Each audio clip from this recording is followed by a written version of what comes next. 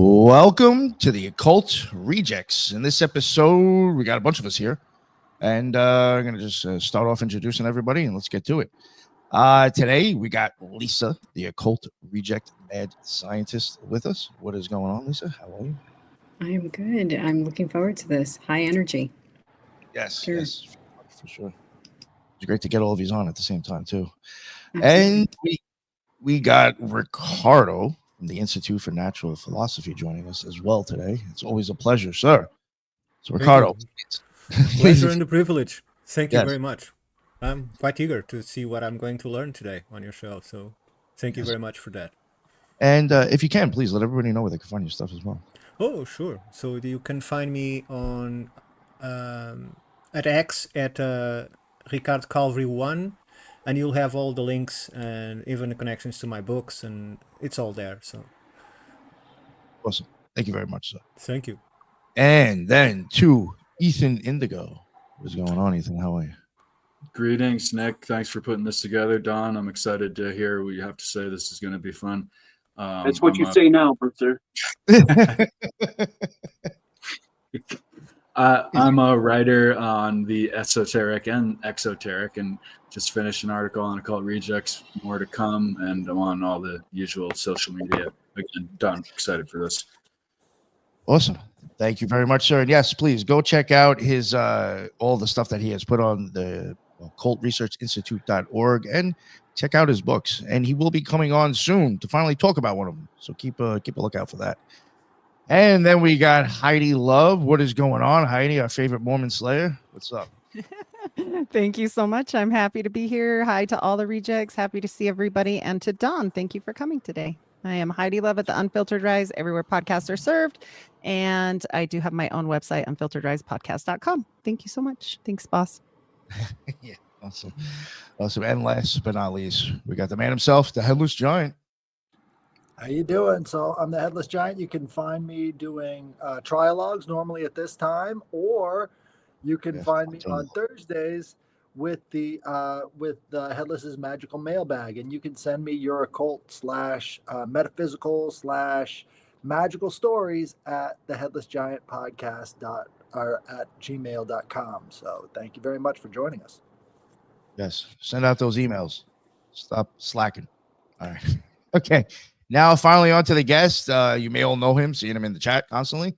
What's up? Donald Ferguson, finally. Don, I don't know if you have anything to plug or how you want to introduce yourself, but if you want, let everybody know, I guess, what your deal is and what we're going to get into today. Okay, excellent. Thanks for having me here. I can't see you guys because I'm horrible. I've never used this technology. My first time. Anyway, I can hear you, and you introduced who's here so I can imagine your faces. It's wonderful listening to you guys' show. I'm glad to be here. I think you got the right people with you today. To hear this, I got a couple of choice pieces for Headless.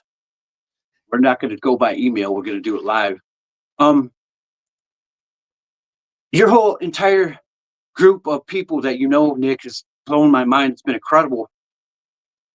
I'm a skateboarder, okay? A fatherless child. My father was officer in the Air Force. I moved around the country, lived on Air Force bases. I didn't get a father. He was in Vietnam, 3 tours, Vietnam, Korea. Ran off to do mid-air refueling. And so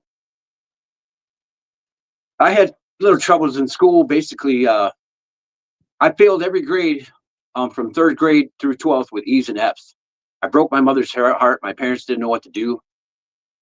I went to school. I listened to it. I passed it. I passed a test, and then I'd get yelled at by the teacher. How can you pass a test? You got to be cheating. They just go nuts. Just gave up. I'm like, whatever, dude. I can do it. I can hear you. I'm watching you people scribble on that blackboard. You know what I mean? And so I went to college. I got an A+ in psychology, did a couple classes. I'm basically working minimum wage, making no money. I can't afford to do it. So I took the route that always did me well. I was a hyperactive kid. They gave me two recesses at school. All the other kids got one. They gave me 2 just to try to calm me down. for the rest of the day. And then I went out and did extreme sports, skydiving, snowboarding, sailing. Pretty much took some hits along the way, but I'm here to live to tell about it. So, but you know what? One day I was jumping out of an airplane. I left Ennis, Texas. The winds are about 15 miles an hour, so we got to scoot over just a little bit west. And I'm jumping out in Waxahachie, Texas, right over top of the Atom Smasher, the super collider they were building right here, George Bush's baby. And so that got my attention. I'm looking down. I got the view from above this thing. Oh, that's interesting. Yeah, and then it gets worse. Check it out. I get back to the drop zone, and the guy who taught me how to jump goes, "Yeah, I worked there." I freaking worked there, bro. Are you kidding me? So it got me interested. And then I started studying on my own, studying particle physics and nuclear powers, stuff like that. Everything I could get my hands on. I got hungry for knowledge. And when I started looking at it, I realized I can do this work. I read this paper is fine. I understand all the conceptual material. I understand every bit of it. It's no big deal. So, and I found it pleasurable. Whether I can get the piece of paper on the wall or not doesn't matter to me. The things that I found were amazing.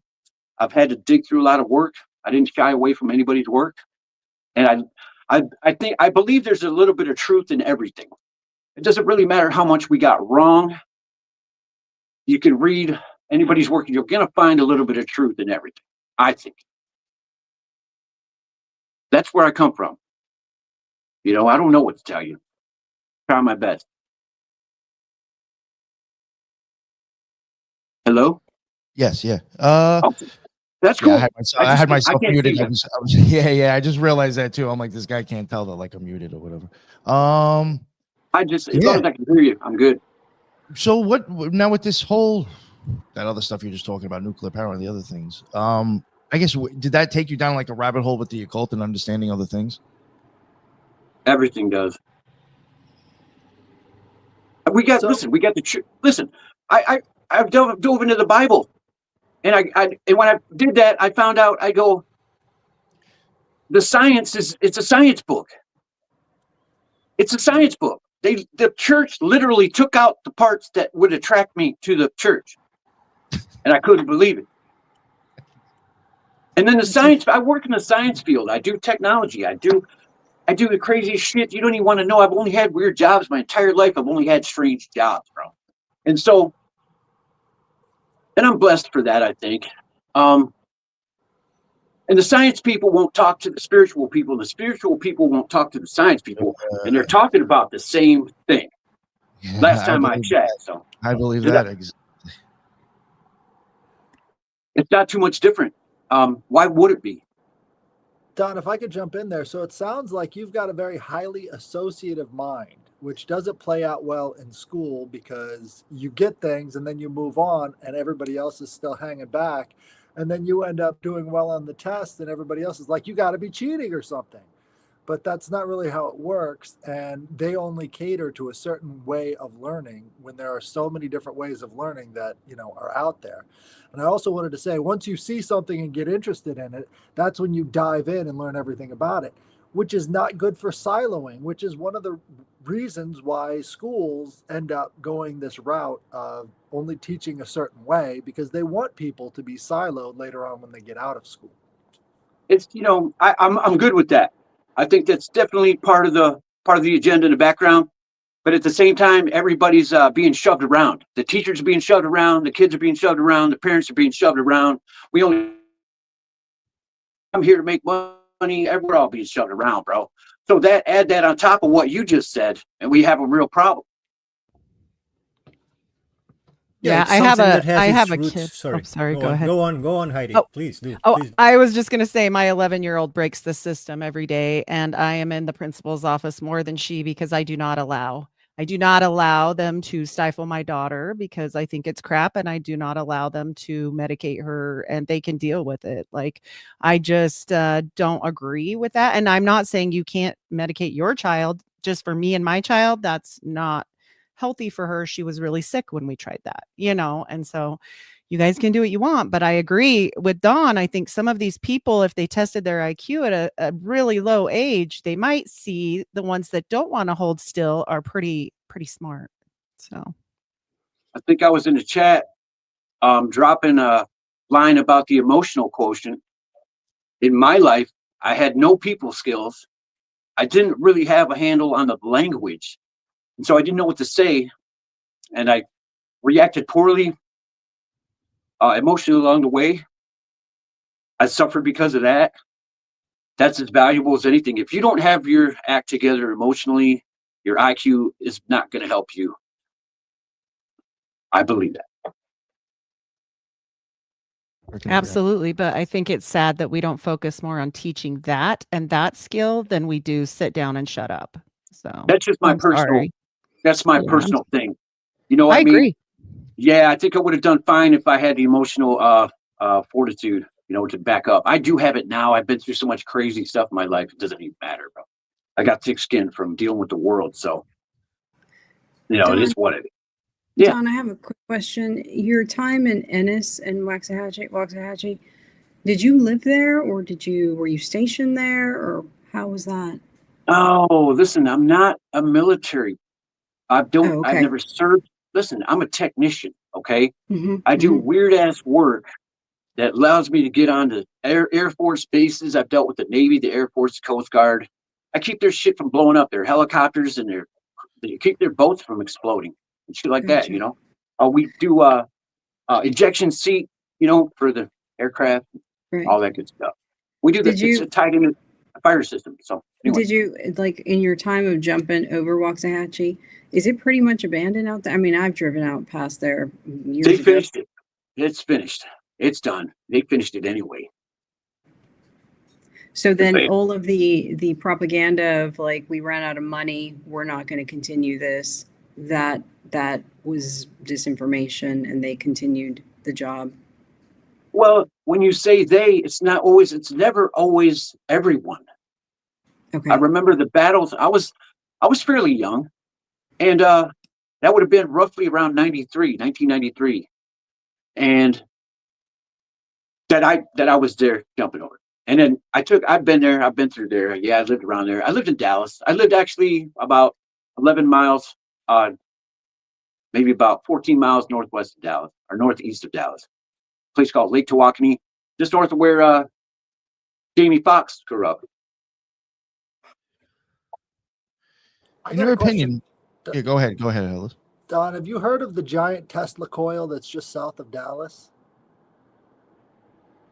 Yep. Do you have any information on that? I think I've been interested for several years now, and I haven't heard any leaks or anything coming out of there. I don't have any information for you, bud. I'm a long way from there right now, but I know I've seen pictures of it. It doesn't look like it's hyper functional, but it doesn't look like anything small either. I'm more than positive it's been messed with or tested, or it's parked for a later day. Yeah, I think these are all good possibilities, but we're seeing so many different breakthroughs when it comes to satellite technology and the transmission of electricity and all the rest of this stuff that's coming about right now that a lot of people don't have the pulse on that. They're talking about being able to energize anywhere in the world using pulses from satellites to the ground. All right. That's going to be changing the game. Your atmosphere has megatons of charged transfer salts in it, bro. It's a whole game changer. You have a charged atmosphere. It's a whole game changer, bro. Yeah, of course we could do that now. Of course we can. I have another question about Waxahachie. So Waxahachie sits on a similar latitude to Alamogordo. And if you know, I'm sure you do, about all of the testing with Oppenheimer out in New Mexico. And then as well as the latitude, you take it all the way down to California. And you have almost the similar types of experiments, but not as much as hard science, nuclear physics type stuff, but more mental, experimental with behavioral physics taken into the brain and so forth. So would you think that that is somewhat related in a sense? I know Was it it is. like or something? I know it's related. It's not a question. I have full lifetime experience of looking right at it. When we get into what Headless likes to hear about, like, we're not going to do it by email stories, but listen, somewhere close to the end of this conversation, I'm going to tell you about some experiences I had that should clear that up for you. If that makes any sense. Okay. Gotcha. I won't forget about it. No, we'll bring it back up too. Don't you Okay, worry. excellent. Good. yeah. It's fine. I'm good. Oops, sorry. I don't know. Where did you? I know you had mentioned something about. I try to think of maybe a good way to touch on this with the whole COVID and the Egyptian thing, and then there was something about the stuff in the skies. I don't know which one. Maybe you want to go on with first. Maybe the one with the skies. You pick, bro. You pick. The one with the skies. Maybe we'll go with that one first. Oh wow. Okay. Well, Safer. let me explain my background. Okay, I had a career in optics when I was young, and we did done a lot of thin film deposition, filters. I did work for Verilux, Carl Zeiss, Nikon. I did work for General Motors, Auto Glass, a lot of specialty glass work, mineral glass, and we temper mineral glass in molten salt. It's a step away from a nuclear reactor. Take the glass out, and that's what you got. Oh, that's weird. Is that what they're putting in the skies? Is that the but the job might. So that was one job I had. Let me tell you what it is. So when I was about 17 years old, some old man said, "You're a punk in the street. You need a job. Get your ass in here." Part of my job was to temper flint, lead, cobalt, fluoride, crown glass, silver halide glass, and molten salt. It's liquid salt. It's the same thing you have 60 years ago in this country, as a nuclear reactor. Little tiny version. And then later, I was doing special hazards fire protection, and that gets pretty interesting. Okay, and metallic salts are a hazmat issue.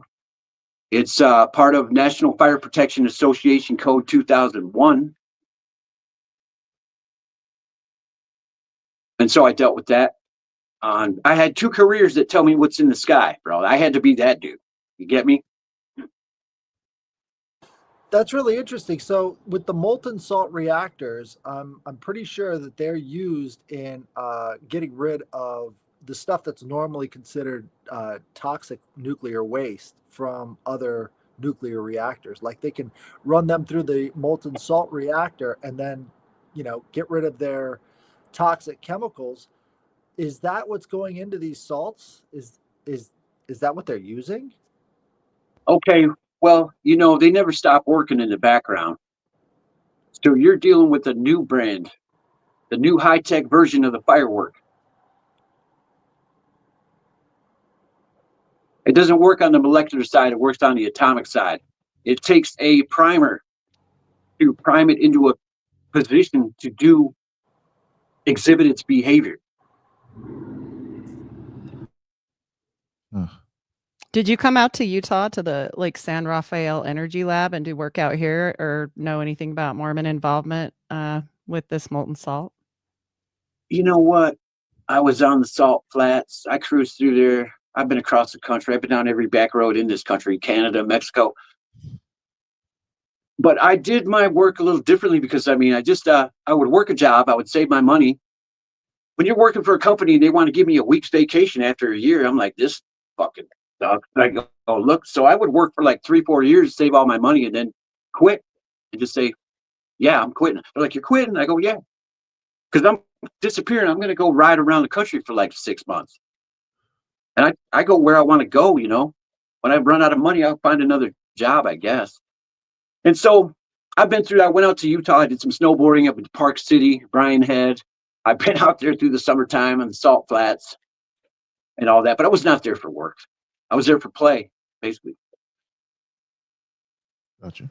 I have a quick question. The molten salt reactor, correct me if I'm wrong, isn't it used to generate electricity? And I had heard that, I've never seen it, that's why I said I hear it, that electricity can make glass like on the sand, like on the beach. Is it the same concept? Is it the same process in using molten salt generating electricity in a reactor to create some of this glass? It's more along the lines of generating heat. Okay. And the salt Gotcha. allows you to monitor, just like the control rod allowed you, Einstein, to slow down the major reaction, the big reaction. The salt lets you temper the reaction. It's molten. It isolates the event in its own way. It controls the heat factor. Like a buffer? A great buffer. Salt is an incredible buffer. Mhm. Exactly. It does more than that. It buffers the metal from the outside world, and you can't tell. So if I have my metallic portion plunged into molten salt, half the trick, the little trick they do, it can't sense the outside world. When it decays, it just goes back to what it was because it doesn't know what to do. In that case, it's self-feeding and it'll run forever. So what they use molten salt for that people would know is these giant solar panels that focus the energy onto a single point in the middle, and then it causes that molten salt reaction, which stays heated for far longer than any other material. So once it gets to Well, that molten state, it stays in that thermal expansion phase. no, exactly. You said it. Well, I couldn't say it any better myself. Yeah, you know what? It takes heat. It works like an oil when it's molten, so it holds heat longer. So, but you're talking about salt or sodium chloride? Because salt has several components. Yes. Dude, there's so many different salts out there to blow your mind. We can't even go through the list. So when I used to temper glass in molten salt, I had different baths for different minerals. Okay. And the list is so extensive, it's insane. You're not wrong, though. There's different ways to do everything. There's 9 ways to do everything. And how do you relate that to what is being sprayed? Sorry, Ethan. How do I relate it to it? Yes. Because I'm looking at it. Hey, listen, let me explain something. I'm sorry, I don't mean to be excited, but when my clouds are drifting through the sky like a desert fucking sand, it ain't water. Fair enough? Holy shit. Listen, I got hundreds of jumps out of an airplane. I sail boats all the time. I've snowboarded every major peak in North America. And tell me, I'd spend more time outside than anybody you'll ever understand. When I was a baby, my mom used to work. She's coming home from dinner. We're coming up to dinner. I was a baby, but she woke me up to get me in the house. She used to hold me outside, and we'd look at the stars. Man, she's holding me like this. Oh, look at the stars.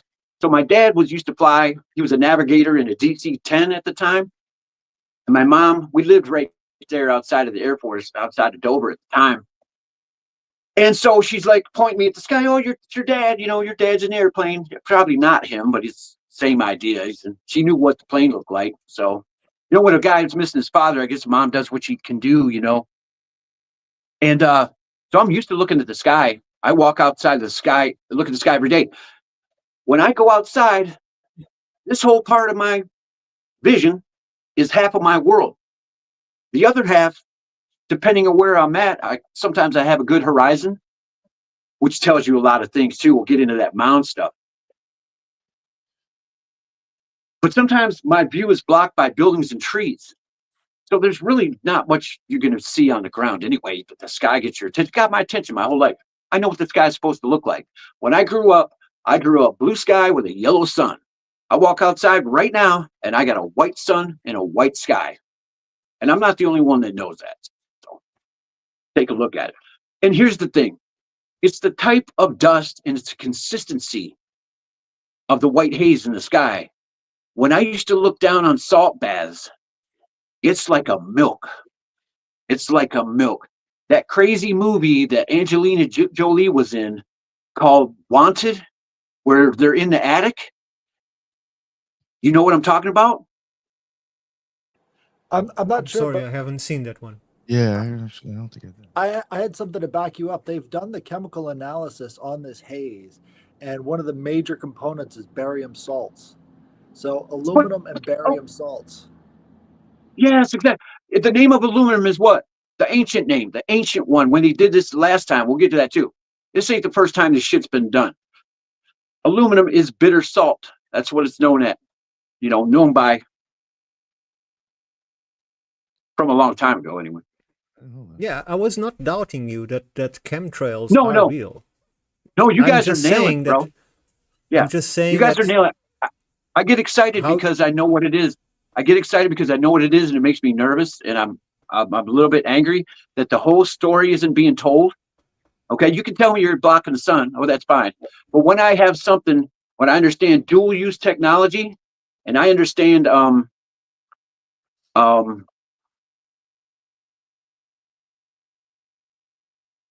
there's usually a lot of different things that can happen. You get byproducts with things, you get other things, you get side effects, whatever you want to call it. And there's more to the story than just blocking the sun, Bill. Anyway, True. it does I that. was just Makes it finding cooler. it. Yeah, I was just finding it interesting because when they tested Mount Sasha on the peak of the chemtrail operation, they Oh, found yeah. out that the aluminium on the ice was 3,000% plus above the legal level. But they also found barium, Yep, thorium, and I'm now relating to the nuclear thing that you were referring to. So I never connected to two things. So I found it curious. This is why they're banning the rainwater collections and all kinds of different things. This plays Oh. completely to what you're saying, Don. Yeah. Think about this for a second. Every metal has a salt, and each and every one of those metals has a very specific type molecular component that gives it all of these Yep. magnetic properties and different. I mean, so all of these different things are not being explored by chemists supposedly openly, but there's like a whole new tool chest of different salts that can be used for different things that doesn't seem to be getting attention. To go back It's to very your exciting. Hey, okay, so check this out. Let me top off something he just said. So we start out with like peroxy salts, man, how women color their hair back in the day. They got rid of it. They changed the formula. It used to smell so bad you had to leave the house while she's getting her hair colored, stuff like that. So, and perm and all that. You get into the borderline peroxy salt, charge transfer salt, and you're talking about fireworks. And the different metals show the different colors in the fireworks.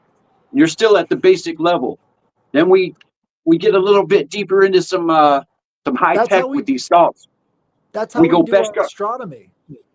We do our astronomy based off of the spectroscopy they get from these chemical salts. And so they assume that's what all these different places are made out of. But how much would that change if you're coloring the atmosphere to now have this white shift? What's crazy about that question you just asked?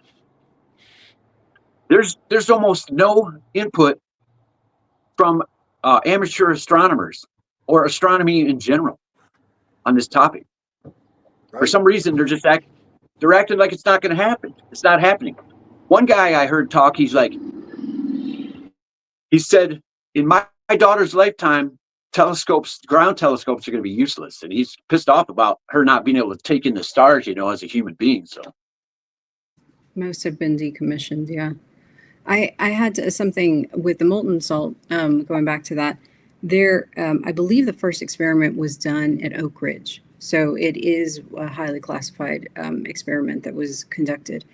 And then if you move fast forward into the timeline, I believe Bill Gates had funded a venture called Terra something.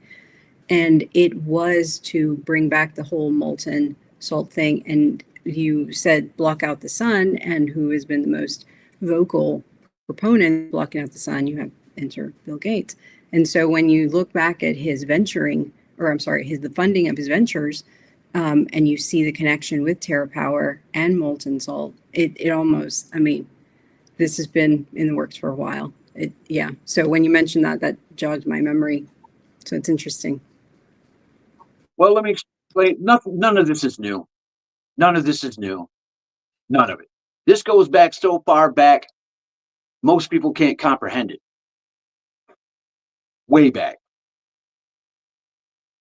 But you're not wrong. I understand. That is exactly what you said is what I understand as well, as far as the modern day, goes. But so I have dust in my sky that does 12 different things. What part would you like to handle?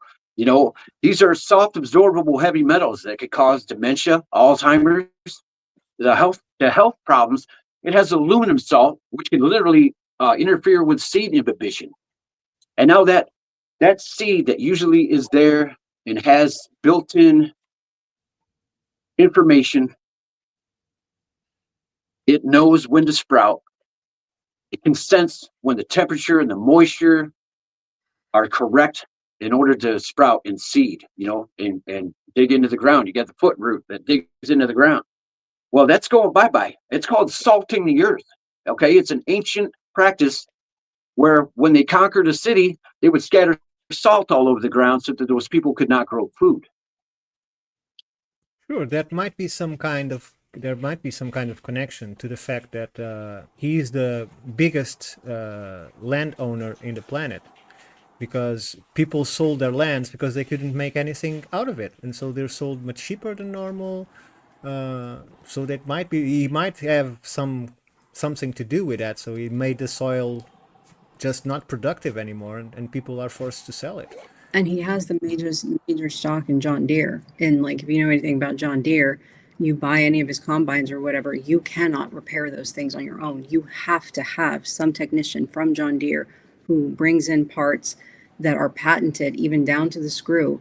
You cannot repair that stuff on your own. You're talking about combines that are costing anywhere between $400,000 to $600,000, and then as well to repair it, it's almost the equivalent of as expensive. So when you look at how much land he doesn't own, but he owns a majority of John Deere. I believe some other agricultural stuff. You're looking at his ventures into molten salt and what have you. And I will even add on top of that, if you look at a majority of the vaccines that were developed starting late 1950s, early 60s, most of them had aluminum in them to serve adjuvant. And what that does is it basically pisses your immune system and causes it to produce antibodies to whatever the aluminum is tagged to. So say that you got whatever, and you tag it to an aluminum, your immune system recognizes not only the particle that it's supposed to create an antibody to, but it also creates an antibody to aluminum. So anytime you see aluminum, you're going to elicit an immune response based on vaccine theory. And so if you're breathing it in, it's not allergies, it's not the pollen, it's the aluminum. If you eat off of aluminum, you get allergies. It's not the aluminum thing, it's the allergy you have developed because of prolonged exposure to aluminum in vaccine therapy. Chronic illness in the United States is big business. I was just saying, chronic illness is big business. I mean, that's where we are. Sorry, Headless. No, I was just going to say, who is a huge stockholder in pharmaceuticals, and also with the number one stockholding of Bill Gates, is second only to Bill Gates with farmland ownership, is the LDS Church. And so the LDS Church has, Bill Gates in mind when they look at things, because you would want your number one person that you're investing in to do well, obviously, and then vice versa. They're backing each other with this ownership of land, let alone the seed vaults that he owns with Bill Gates. So, I mean, there's been a lot of experimentation with the salts and different things in Utah because of all the salt production in the Great Salt Lake. And it's salt that is, he's correct, Don's correct, there's so many salts, it would blow your mind. But one thing about here in the Great Salt Lake is there's no other salt like it in the world. The next closest is the Dead Sea, but it's very different and also has a huge portion of arsenic in this. You can't even eat this salt. So they have a huge population here because of testing and nuclear testing of downwinders, which they've sued for. So, I mean, you want to talk about, pollution and skies and problems, and Utah's right there and the Mormons are right behind them. So Yeah. Yeah. If you control the food as he's trying to, if you control the fields as he's trying to, if you control the seeds as he's trying to, if you control the fertilizers that he's trying to control, if you control all of that, how soon can he implement his plans of giving synthetic meat and synthetic fish and whatever to people that is much more cost effective to the production? You don't need to care about the consumer, because there's a lot of people always dying and always giving birth, so you always have consumers because they don't have anything else to eat, and that will not work outside America, I tell you that, because there's a lot of places in Europe that already kick him out because they were killing the fields. Literally, it was killing the fields. He's wanted for war crime, his crimes against India and some parts of Africa. He's a criminal. If he puts his feet on one of those countries in Africa, he's booked. There, his Illuminati connections will not help him, because they don't care about it. So, what he did to people there, from the polio vaccine causes, with more than 70% of the children with paralysis, parts of the body for the rest of their life. After what he did to the farmers by bringing in the new programs of food production, where he's forced people to stop producing what they produced, and they start producing what they were supposed to sell to him, and then people realize that they couldn't eat what they are producing, and so they are starving because it's microfields. It's very small productions where people used to produce food and sell from those that they produce. They can't do it anymore. So they couldn't. So that's why one of the reasons he was also kicked out, because none of his plans work but for himself. I'm sorry for the rant. Sorry, I just want to answer one thing, is that also add Gardasil to that. He made a bunch of females sterile by using India and African women or young girls for his clinical trials of Gardasil. And exactly. And tetanus vaccine. Yeah, that made them sterile. Sorry, that was it. They just repackaged what they put in the tetanus vaccine into Gardasil, but it was the same program, and they had it in India and Africa. And it's so similar to all this stuff they did with the Tuskegee experiments and all these different locations. It wasn't just Tuskegee, Alabama. It was also in Puerto Rico. They've had to pay out millions.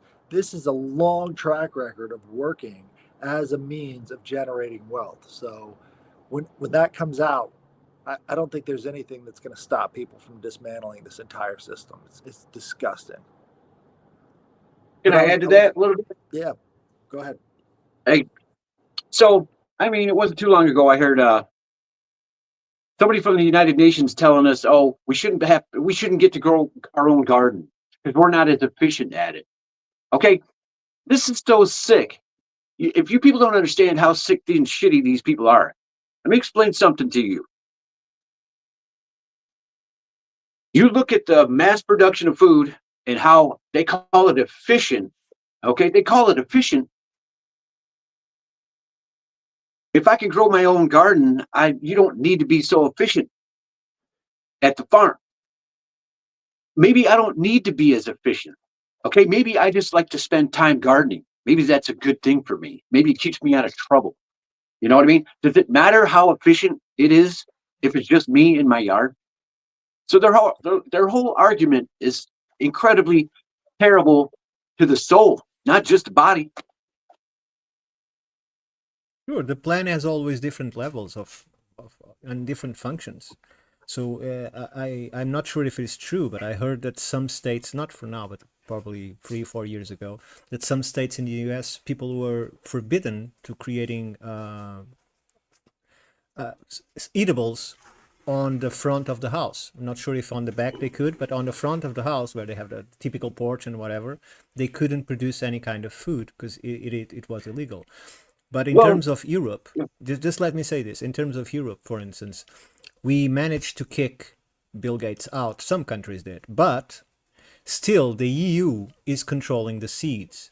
So who's controlling the EU? Because our farmers cannot take the seeds from the best seeds from the last crop, as we used to do for millennia, and plant them again. It's completely illegal. You have to buy to the government every year the seed of the type of production that you are going to do. You cannot do it yourself. It's illegal. So they still have the control, even if there is not that lunatic on top of it. Yep. Well, there's a lot of people living on the backs of other people. There's people people. There's people that work hard, and everybody kind of, most people work. There's people that actually really don't do anything, and they're in these positions. They got their, their certain type of clothing they wear, and they go. They're not going to get their hands dirty, bro. They're not going to help us feed anybody. They're not going to do any of that, bro. We gotta make sure they're taken care of too. And they're so paranoid about being less than adequate or willing to jump in if days get hard and be part of helping grow the food. Marx called them the petite bourgeoisie. And I think at some level that class of people is going to show the most resistance to having any sort of change, even though it's killing them and it's obvious. Sounds right. Sounds good. Yep. I wanted to, if I may, to backtrack to the concepts around the atmospheric changes, in at least visible, and the atmospheric changes relative to the salts. This is year 80 of the nuclear experiment. So I guess that Trump just signed an executive order on expansion of certain nuclear experiments related to energy. I don't know if you guys saw that, but I don't know the exact contents of it either, but it's going to make it easier to produce nuclear power generation facilities. I think it was the main thing. But I wonder what you think. One thing, we don't know much about the nuclear experiment, and what we do is belittled. That one of the first meltdowns in the United States was in Southern California. It wasn't a salt reactor, but it was a sulfur reactor. That's Santa Susana. I wonder, what you've heard about the nuclear experiment and your engagements in the Air Force and so on. And there's another experiment that is taking place in the United Kingdom that curiously was called the Satan experiment. This standing for stratospheric aerosol transport and nucleation. And I was ignorant exactly to what nucleation meant before I saw this experiment, but nucleation is essentially bringing vapors into droplets, is one example of nucleation. And they're using, apparently in this experiment, they were using a form of sulfur dioxide. And I wonder if they're not trying to interact with the atmosphere in different ways than just cooling it or blocking the sun. I wonder if they're trying to influence some of the remnants of the nuclear experiment that detonated all these earthly elements into the atmosphere, most of which came down as fallout, but some of which is currently there. So yeah, just to finish, I wonder what you think about them using sulfur to maybe cause these remnants to fall out. Thank you, host, everyone. Well, I was going to say about the sulfur dioxide, that would make the atmosphere more yellow. That's not what they're using right now. So there could be an aspect of trying to change the color of the atmosphere with the sulfur dioxide, which, right now, that's not a big part of their formula. It apparently sulfur dioxide is it joins together very easily with other metals, is one of the attributes of it too. So again, I don't know. Headless, you could be right. I have no idea, but I just speculate that it's up there doing something like to cause these stratospheric elements to fall down. And forgive the long, lengthy question. It's okay to fall down. You know, they got plans to dump 26 tons of liquid sulfur in the atmosphere at 70,000 feet. You already have a whole massive ton of metallic salts in the sky. When one passes through the other, there's going to be a massive ion exchange. It is going to join with the other metals. It's going to cause some crazy shit. I don't think people really understand. This is not just benign. This is not benign experimentation. They get information from sources you wouldn't expect, and not all the science is new. So, I mean, use your imagination. It's not hard to figure out, man. You know, it's not hard to figure out. I really don't even want to say it to you. I'll What do you say it. get? They've You get- What do you get when you dump liquid sulfur through metallic salt, thousands of the width of a human hair? It's soft, absorbable metallic salt with liquid sulfur. You get sulfur hail, maybe, possibly. Could it go wrong?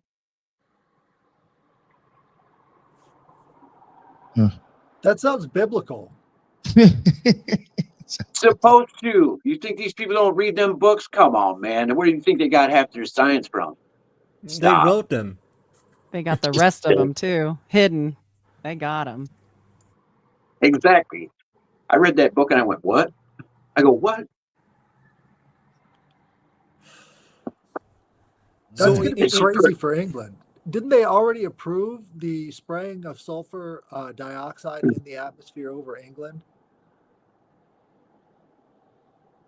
That was in this experiment. So someone must have proved it somewhere, but it was an experiment that they haven't not released the results yet, but someone leaked the operation of it.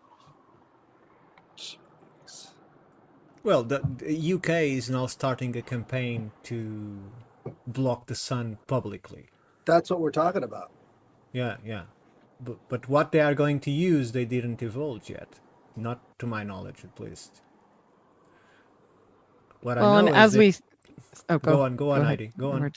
Oh, I was just going to say, as we were speaking about before we went live, every time we talk about nuclear and every time we talk about, firmamental or type of layers of reality, what comes next, right? It's aliens. I'm going to tell you that right now, or spirits, or whatever you want to say. But when you get into Steiner and mix this in, then I have questions. The stated purpose of that the Satan experiment is to block the sun. It is a stated experiment. But if you read that out, it says transport and nucleation. So I just wonder where are they going? Exactly. That leads me to the question: could this go wrong? On scale. Well, they are expecting it to go wrong and say, "Oh, we messed up. I'm sorry. Let's do worse next time." Well, and also when they exactly. experiments like this, I think sometimes there's the stated version of the or the stated purpose of the experiment, and then there's the more covert reason for the experiment. So they're saying that it is for blocking the sun. So it makes me wonder, what are they really doing? Look, you I have Dustin. Go on, Don. I have Dustin in my sky that does 12 different things. I can't get through like 3 of them. Hard to get conversation one with people. There's so many things this could do. You have to understand the type of salts.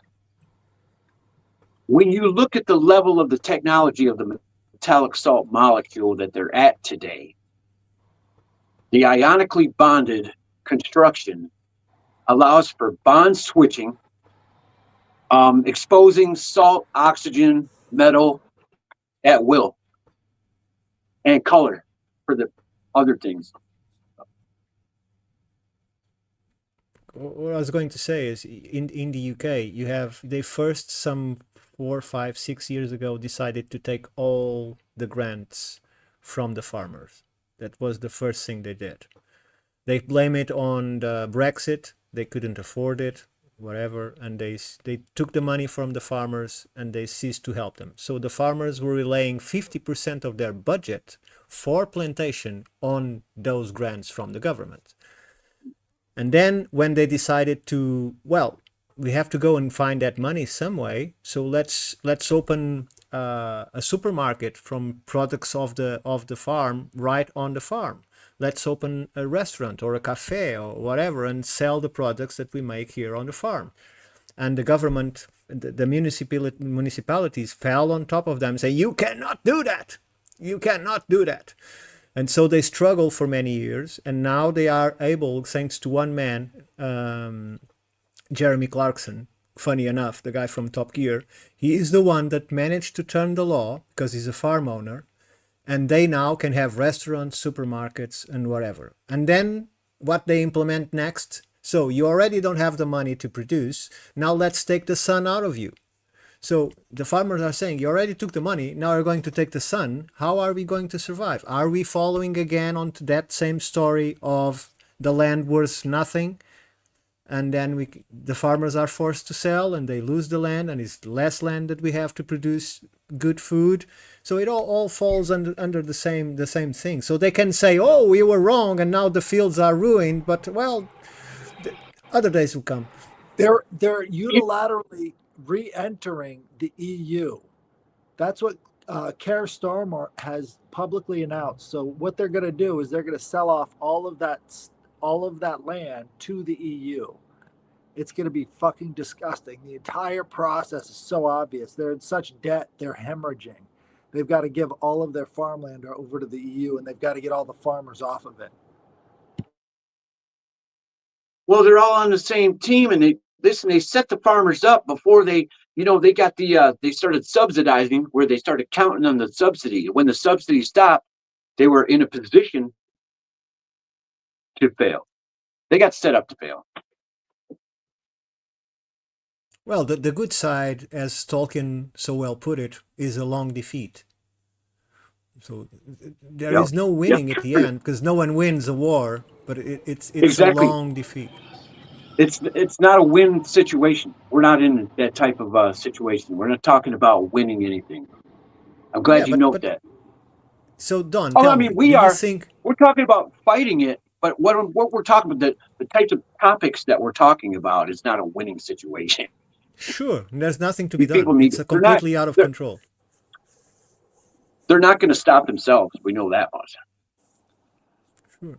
There's actually a conspiracy about milk in the United States that goes directly along these lines, because in World War II, they wanted to have these huge ships that could actually have ice cream on the front lines of battle, because one of the ways to show off to your enemies is by having these really robust trade lines. And so they would have these ships that would follow other ships that were full of ice cream for the soldiers, for the sailors out there, just to strike fear in the hearts of the enemy, to show how strong our trade lines were. Well, after the war was over, they didn't stop subsidizing the production of milk in the heartland, so they had to up their subsidies. Well, this made a huge supply of milk that they couldn't get rid of, so they turned it all into cheese. And they buried this cheese underground, and they had like $5 billion worth of cheese that was overproduction from these cows that was generated from this war, and they didn't know what to do with it. So in the 1980s, Ronald Reagan reintroduced this government cheese back into the ghettos. That's what we see is all this, blocks of cheese that went along with the EBT cards. Well, all of that cheese was part of this, Got Milk conspiracy. And then what ended up happening is they couldn't start subsidizing it anymore. So they had an ad agency put cheese into everything. So all of the cheesy crust stuff, all of the cheesy Taco Bell stuff, all of that marketing was from the overproduction of cheese that the farmers eventually had to end up paying for by subsidizing this ad agency that created the Got Milk campaign. So they actually didn't get anything from it, but they're paying for their own enslavement to this overproduction because the government has no idea what it's doing. Yeah, we're making bad moves and we're suffering the echoes down the line, down the road from those bad choices. Definitely. Don, do you think that all of these things that we have been talking are any way related to the geomagnetic event? Do you think it will turn out something bad? Do you think that it's just a change of polarities or a wobble? Nothing happened with us. What are your perspectives on that? Do you think they are intently destroying everything because they need not to care, because everything is going to pieces anyway? In terms of, at least in terms of social conditions. Okay, I look at this a little more from a spiritual standpoint. I look at some of these disgusting things that some of these people think are cute, and when they lie about it, that tells me the condition of the person's heart. And so basically, you're looking at people who, if you look at it in biblical terms, they've been turned over to a reprobate mind. There is no bringing them back, bro. They've been lying so long, they don't know how to do anything but lie. They've been fooling their counterparts so long, they don't want to be embarrassed in front of their own group of assholes they're hanging out with. It's so crazy simple. They're not going to stop themselves. That is all there is to it. They don't know how. You're talking about a magnetic field event. Oh, we got CERN. CERN's over there on the planet. In their terms, we've got this machine on Earth that has 1,000 times the magnetic, or 1,000 times the gravitational pull of Earth itself. Okay. Does that sound, to me, that goes into a conversation about the distortion of a magnetic field, which is a really interesting thing to look at. And it affects the mind. It can affect a lot of things.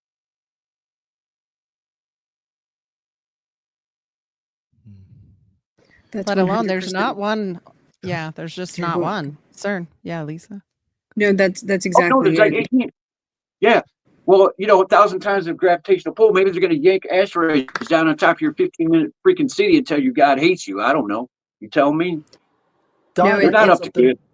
They've actually proven most of the solar activity, whether it's anywhere from solar minimum to solar maximum within that 11-year cycle that sun exhibits, you can see the Schumann resonance. The resonance of the human compared to the Schumann resonance to be altered accordingly, and behavior as well. You can almost map it, and that the sun is related to dopamine, serotonin release collectively. So yeah, that has been looked at here recently, and they are making a lot of confirmations with that theory. Let me touch on that. I'll make it short. Check it out. So I look at the scriptures as a science book. Okay, they say the life is in the blood.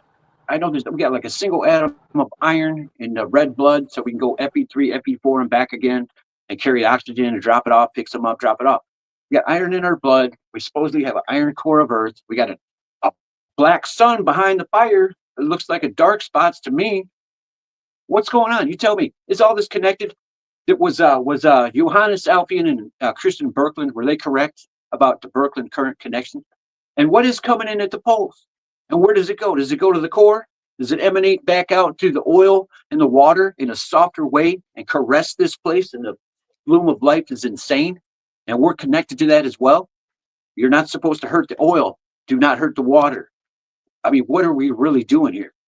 You don't need gas to drive across the country. I mean, it's not hydrogen technology. They're not trying to give you.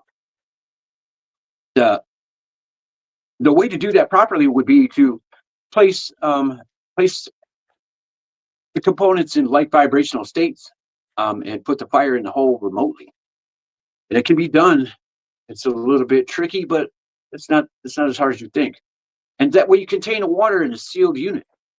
You don't have to add water. You don't have to add water. You can drink it when you get there, man. And people who discovered this, I've noticed 3-4 people in the past throughout history that discovered it, and either they disappear or they're told, shut the fuck up. This shit happens. You know what I mean? Well, in terms of the hydrogen technology for cars, for instance, the problem is they are not putting this fuel cell on the car. So you are forced to fuel the car with hydrogen instead of putting water, and the car produces its own electricity by the fuel cell. And that's the stupid thing, because the cheapest part of it is the fuel cell. So, so it makes no sense. So in kids' toys that you can buy to put kids develop scientific projects at home, the vehicles have their fuel cells. That's how simple and that's how not dangerous they are. We just put water on the thing, and the fuel cell of the car makes the car move along. It gives it electricity. But they don't do it on the cars, which I find very curious. Not curious at all. It's obviously intentful. Okay. Because We're on the same page with that. Beautiful. Good yeah, job. because hydrogen I'm- is extremely difficult to storage. So the easiest way is to have water, a fuel cell, and consume the hydrogen as soon as you produce it. It's obvious, but they went the other way around. Yeah, as you go on the fly, right? Produce the hydrogen, split the water as you go. And that happens in a lot of things. Like they are saying that the new Tesla has solid state batteries. They don't, because we have 4 kids in the new Tesla that fell to a river. We still don't know if they died electrocuted or by the fire, but because as soon as a battery of any electric car is in the material that's inside enters in contact with the atmosphere, immediately it catch fire. Immediately. That's the instantaneous. So these 4 kids have a brand new Tesla. The brand new model. They crashed a small crash, but it was enough to crack one of the batteries. They fell into the water. The doors of the car, the windows, nothing worked. They were stuck inside, and they don't want to tell us if they died drowned or electrocuted, which would be even worse. So we don't know. But the fact is, they're telling people they are selling solid state batteries to the clients. They aren't, because solid state batteries do not catch fire once they are broken. Right. And it exists for 10 years, and they are still not putting that into the cars, which it's insane. It's this lithium obsession that they have, and it's just like all that's going to do is catch fire and destroy people's lives. There's so many better ways to collect electricity than to use these lithium salts, but again, they're obsessed with it. And anytime it rains or you're on a wet road and you get rear-ended and it cracks that battery, you're in for a fire. And it's just insane that they would put that on our roads. Well, there are fixes for that, and people aren't looking into liquid metal batteries. You can literally shoot a gun right through the fucking battery. It's still going to work. You're not going to have an issue. It sounds strange. I mean, if you get a chance, take a look into some of the liquid metal battery tech that's out there. They probably aren't going to give it to you. It's talking about the gel batteries, like on boats? Nope. If they stop with all the mining, then the boring company is going to be really upset about that. So they have to have a cover, right? AKA lithium. So if you own a supermarket and they want to develop something there, they kick you out. But if you own several million dollar business, they cannot get there and say, look, you have to close because this is not ecological, it's not efficient. Yeah, but I have all these machines that worth thousands and hundreds of thousands of dollars, so what am I going to do with it? And that's the problem. I have a little interesting part about the whole CERN thing. If you have a spot that has all of this gravity, and we're going through a phase right now where the core of the Earth is slowing down, creating the opportunity for the shifting of these continents on the surface, because once you've got that generator slowing down, like you could see this with the gyroscope. Once that part slows down, the outside flips. They shouldn't have fucked around with it to begin with, and now they're going to depend on the slingshot effect to get it going again. Oh my God. Hang on, everybody. It's going to be a hell of a ride, huh? Yeah, but I'm just saying it's a 3-body problem, and they don't know what's going to happen. But the Earth itself, the rotation of the Earth is speeding up. Yeah. So the core is slowing down and the Earth is speeding up. That can't be good. How many normies do you talk to that even notice the time is going faster? Many now. I thought it was just because I was getting older. Yeah, no, that's what I was thinking too. But I was like, I swear, these fly by sometimes. We could actually see it in the orbit path of the Earth. It's starting to have a greater variance than it used to, which is not good. Without motion, there is no time. So everything you're saying is 100% true. Well, and you also start to see with the desynchronization, you're seeing flowers bloom early. So some of the insects, when they are hatching much later than they should, quote unquote, because the flowers have bloomed early. And so when you have that latent period or that gap, you have flowers bloom, they die off, and then the insects hatch, or they come out of pupate or whatever, they pupate out. They don't have any flowers. So then the insects die, and then now the birds don't have any insects to eat. And now you have this desynchronization occurring slowly, but you're starting to see probably what's been happening or accumulating over a few years. So you're starting to see, and when they say, oh, it's climate change, yeah, the climate is changing, but it's not because I drove my car. It's because of this other stuff that's happening. But you just want to tax me for driving my car.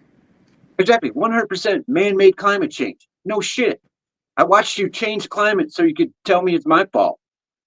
Whatever. Isn't the pavement they put on the streets actually worse than what's coming out of the cars? Yes. And it actually heats up the planet as well because it stores the heat. There are ways to get around that too, and they're not really wanting to, there's several colors to cement and concrete and everything else, but you're going straight blacktop.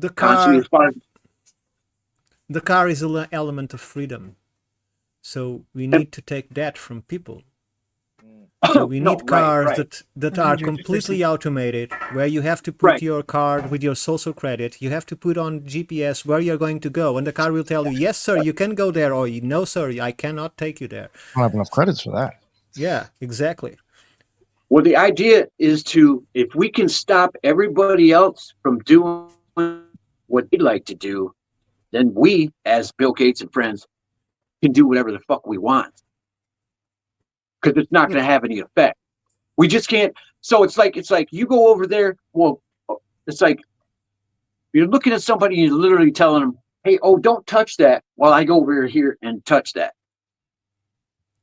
They're building their bunkers not for a cataclysmic event. They're building their bunkers because someday everybody's going to know what we're talking about, and we're going to come for them just like they came for the royals back in the day. And I promise you that's what they're doing. Yeah, it's pretty obvious that in their behavior that is on their minds. I do think that they fear the cataclysmic event. I genuinely do believe that, because the seed banks would not exist, and in places where, why would you put them in Siberia? Why would you put them in a place where no one can access them? Why would you collect all of this DNA? Not just knowing, who you're related to, but actual hard DNA and storing them. When you submit your 23andMe thing, they store your spit for 10 years. At least that's what you sign away. Why are you storing it? Why throw it away? Because you also need a seed bank of human genomic DNA. You also are creating genomic DNA of all the planets. It's the revolutionized Noah's Ark. You're also creating all kinds of, just destructions of grand scale to kind of pass the blame and like look over there but don't look over here, and I believe they think that they're going to survive this, and that they just need the variability of seeds, human genome, and whatever to restart the population. I genuinely do believe that. That's they my need Mormons too. They need Mormons too. That's what they need to restart the population. The Mormons, the Mormons were completely involved at the beginning of, all of this with Hughes' company, where they hid underneath to start implementing all this DNA and genealogy stuff at the war times, which is why they were buddies with old Mustache Boy himself. I mean, and IBM's involved in this, which is why is Bill Gates friends to the Mormons? Because his mother sat on the board of IBM. So when you look back at these families and who their families are, that answers a lot of questions, so. I'm not going anywhere. Okay. Mormonism is also the decode for all of the 20th century kind of mythology that goes into Freemasons and everything else. So after the reset, this is the ancient memories that you're going to have, is all of the stuff in Mormonism. Mormonism. They're the most unknowing magicians ever, right? The top of the top have all the knowledge, and they hand it down to the important families. This is why they live. Where do the important families live? Oh, Mount Olympus. That's right, Mount Olympus, the subdivision. They don't really hide it. Just people don't like to talk about it.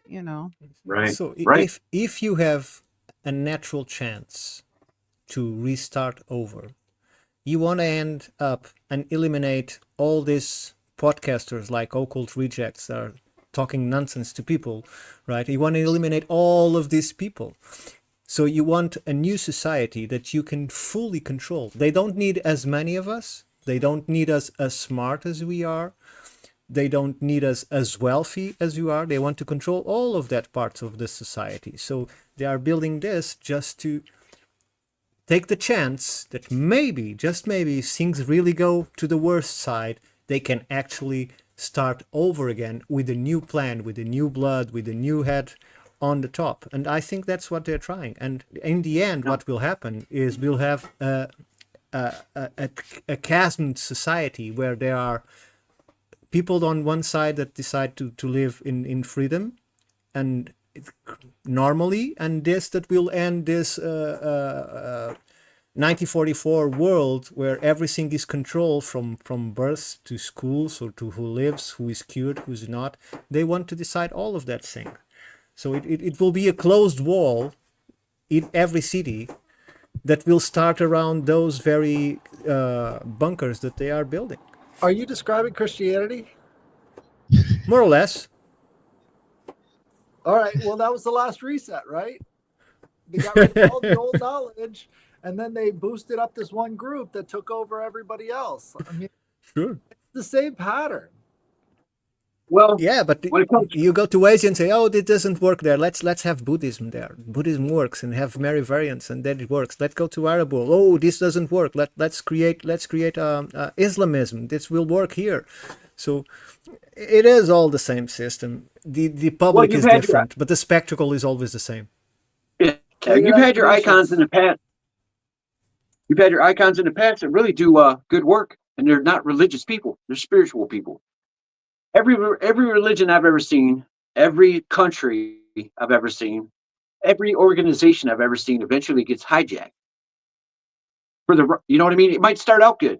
It's not going to stay there.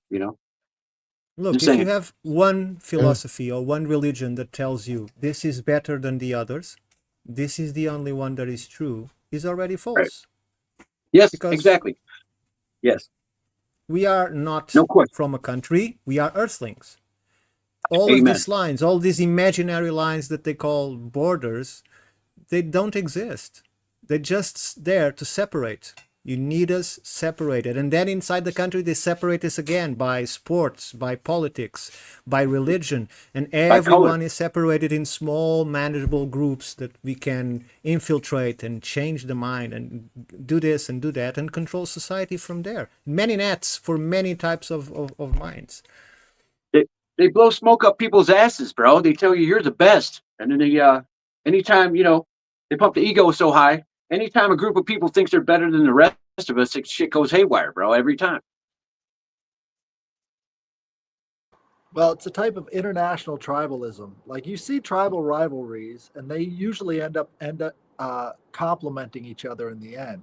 But when you've got an entire religion and everything based off of tribalism, it doesn't go well, because obviously you can't find balance if that's the type of mentality that everybody's supposed to share. So it's a different way of seeing the world, because you're imposing tribalism on the planet. Yep. And then expecting different results. It's hard to get around. Yeah, and a lot of times the problem is people don't read their own book. They're going to preach it, but they're not even actually reading it.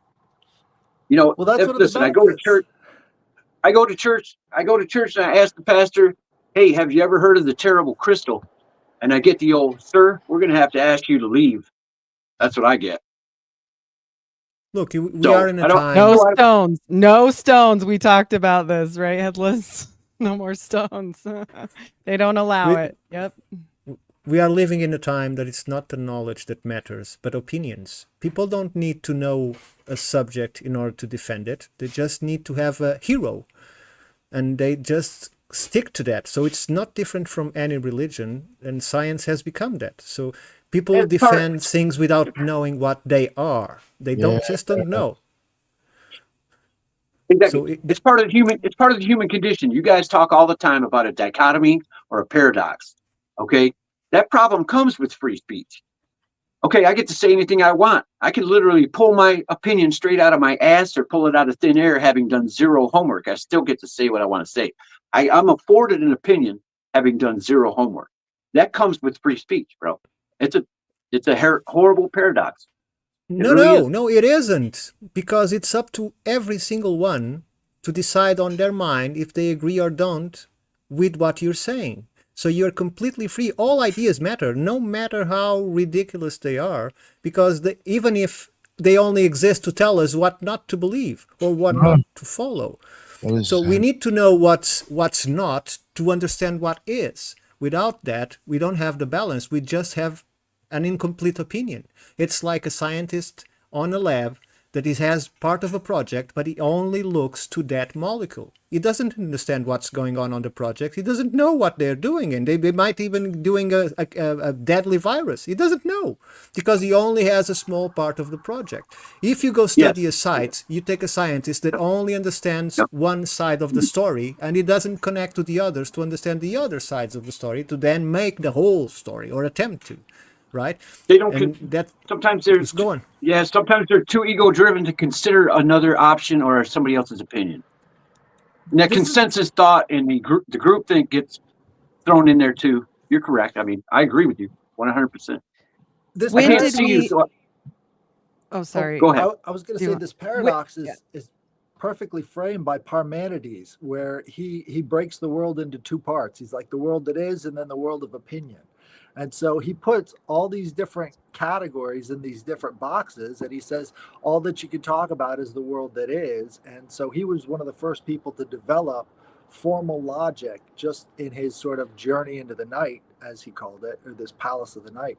And then we get the paradox, Zeno's paradox, where he talks about if you're shooting an arrow at a target, it has to go halfway and then halfway again, and it never reaches the target. This is why we call it the universe, is because it's all one thing. And that perspective on everything has just been lost, you know? When did we see, to the specializing point, when did we see medicine, modern medicine will say, okay, doctors start failing miserably at actually helping people, minus the things we're putting in bodies, okay? It was when they all specialized out. I watched it as a nurse happen because nobody talked to anyone else and nobody put the symptoms together. So you can only diagnose your tiny little micro world. And this did not help anyone. And then it's gone further into society, period. Good for you. You were paying attention. You were watching it as it happened, unfolded in slow-mo or fast motion, whatever. We lost track of time. Just kidding. Perfect corporate siloing. It's everywhere. Which has now invaded the veterinary medicine industry. By the way. Yeah, it's pretty much institutional. Probably the group thing, you know. When it was in college classes, a lot of the college kids would get on one topic, they would overhear each other and then jump on board with the consensus. I'm over in the corner thinking they got this portion covered. Let me think about something else. And I'm like the only one in the class that throws up a different idea or an opinion. The teachers sometimes saved my ass. Sometimes they hung me out to dry, you know, because what good is it? The whole class is just thinking in one direction. I'll be brave enough to you might want to look at this. What about this? But that makes you dangerous. That makes you dangerous. And that's the whole point, right? Because you saw through the bull. We just came up with a really good corporate strategy on how to improve communications within their network. It's just like you got the trivium, you got these different methods of learning and communicating. Why can't we just introduce that into corporate culture, and then you've got a consulting firm right there?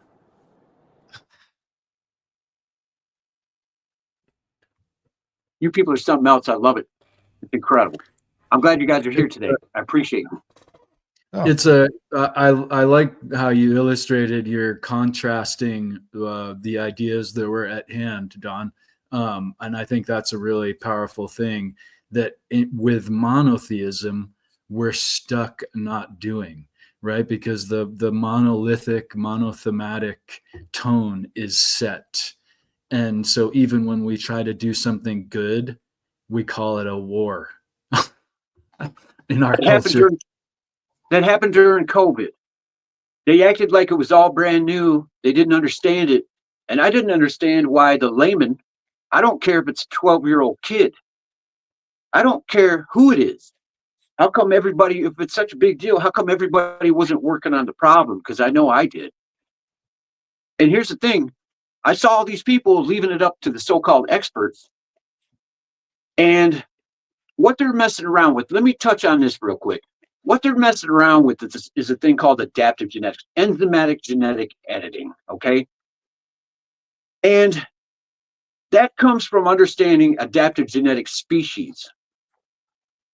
When you have what used to be a lake that dried out, but the pace of that change was such that most animals got up on their legs and took off, found another place to live. Some of them died out, and the ones that survived and stayed there had to adapt. They went past breaking their food down, past like branched chain amino acids straight down to base pair DNA, usually insects that store your DNA in their shells and use it to build themselves. That's where that comes from. And it's ancient. The Egyptians did it. You know what? When I found that symbol, when I found the biological symbol for NAND, meaning not this and that, I knew I would find it, and I knew where I would find it. And it took me less than 10 minutes to find it. Because they steal everything. Listen, everything they do is stolen. Every freaking thing. They act like they're smart, they're geniuses. It's all stolen technology. It's all tucked in a drawer and then doled out to you later. Or they come running out and tell you it's brand new. Oh my God, dude. There's nothing new under the sun. I believe I heard Nick say that once upon a time. Philo Farnsworth, after he discovered the TV, or after he created the TV, what did he do for the rest of his life? He worked for all these secret programs. He was a Mormon. He was a Mormon. You guys are going down the TV route. Oh my God. I love it. We could talk for days, man. I don't know. Oh my God. I could talk about water with Headless, and I could talk about water. I caught your water bit. I loved it, man. You're letting me have it right through the screen, and I was soaking up every bit of it. You and I can talk about water for 10 days, bro. Easy. What was it? What was it on that episode that got you going? One of the specific things that got you thinking. It was just Nick and Headless on one of the. Yeah. It's an old one. That's an old one, to tell you the truth. Even though it doesn't seem like it, that's 2 years old. That's okay. I'm digging back a couple. I've been digging back a couple years where you guys laid down some incredible work. I was blown away. But you didn't have money to pay us. That's why we weren't here. Oh, yeah. Sorry. I'm saying you didn't have money to pay us back then. I had a species for you, Don. No, I've been hiding because I've been treated like shit. Had my ass beat. I've been tortured. I've been shot at 5 times. I've been. I'm lucky to even think I'm here for any reason at all. They tried to rip my ears off my. They tried to rip my ears off my head. They twisted the metatarsal bones in my toes. They're non-invasive forms of torture for knowing 19 years before LA is going to burn up and Lahaina is going to burn up, how it's going to happen. So I contacted these people. I said, if you're going to scrub the sky, I understand the salt, but what's with all the metal content? I said, what are you going to do? Chase me with a plasma tornado? I'm at Starbucks doing my homework. I look up, I got 9 suits with guns standing in front of me. They don't even know what to say because they're not even able to have the conversation. I'm not even allowed to go have a cigarette without having one of these jerk-offs follow me. And he just sits there like this while I'm having a cigarette. He didn't know what to say. He's just like, what are we going to do with this motherfucker? I've been through this shit for years. Related to your post? No, you don't do posts. You don't do social media. So where did I listen to you? You I contact them talked to him. directly? I talked to him through the search engine, right through the keyword search. I talked to him through that. They monitor everything. Right, but you're talking to whom? To the ones that send Anybody, the army? anybody, and everybody who's online looking at the keywords, man. I'm talking. It's all getting sorted out by the NSA. I'm talking to anybody who's willing to have the conversation. Anybody. And what They platforms do you knew. use? It's interesting. Just get on Google and type crazy shit in the search bar. You don't think they're going to come ask you, look at you sideways, bro? Come on, man. They look at everything. They're monitoring keyword searches, so it's the best way to contact them. I saw a post about the most commonly flagged NSA keywords, and it just gave you a list of like all these like 180 words or whatever that are most looked at by the NSA. I wouldn't be surprised if you could get somebody's attention through that kind of method. Oh, bro, the way I talk, are you kidding me? I'd let them have it. I don't spare anybody, bro. Nobody. I don't care who you are. Donald Trump's not ready for the conversation. Fauci's not ready for the conversation.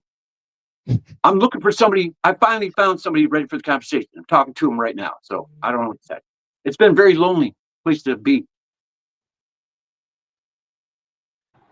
It sounds like it. So you were talking about having some experiences that. Yeah, I was going to bring that up. Thank you. Right. It's like we ain't let him go on that one.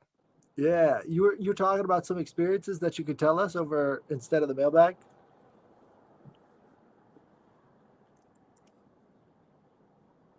Yeah, I did say that. I did. Yeah, I did. He's like, oh, I forgot.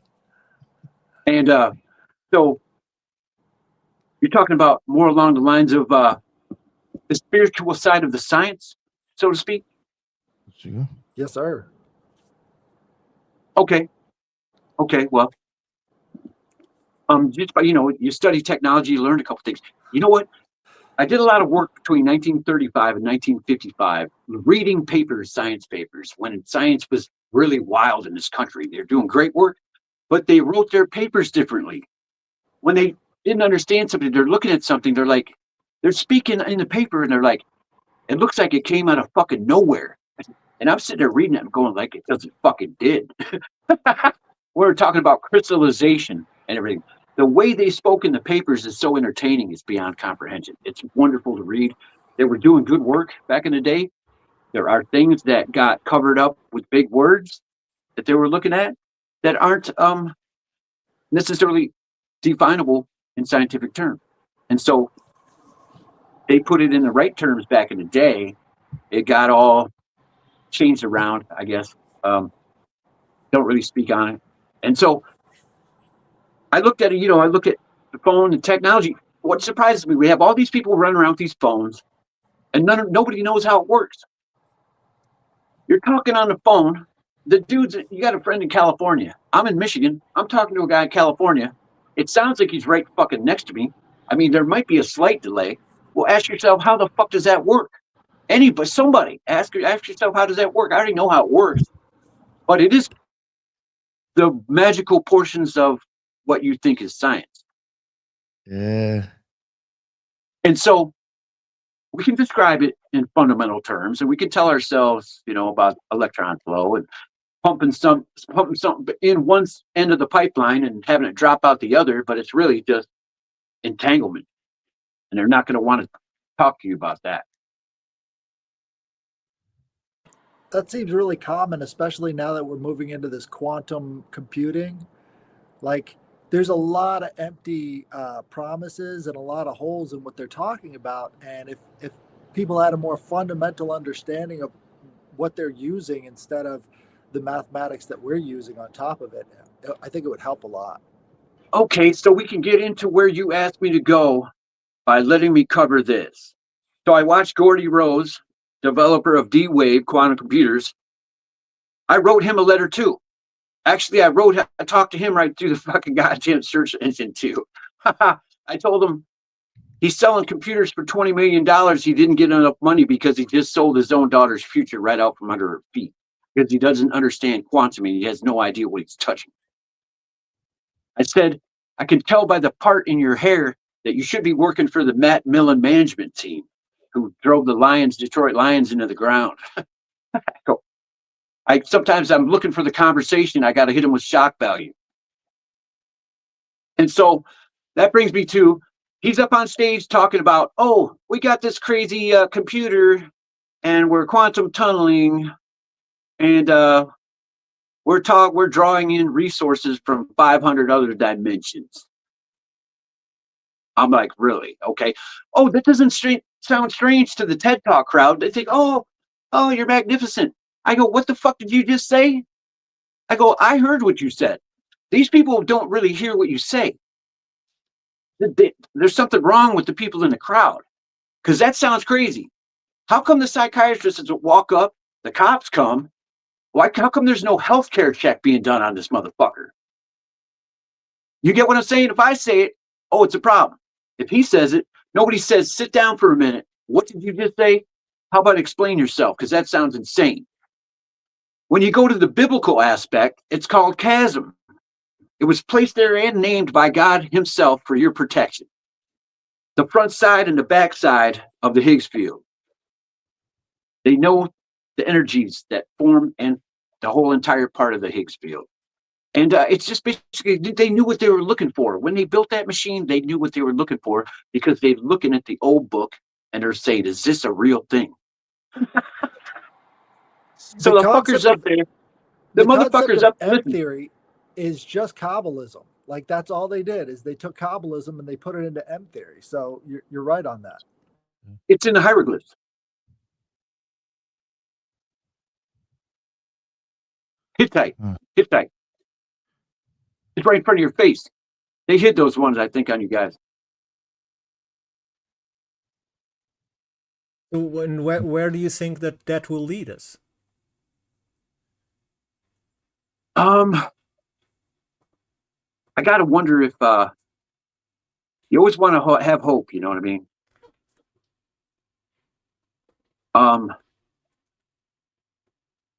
Part of this, you gotta wonder if it's inevitable. If we're not just living an echo of the past.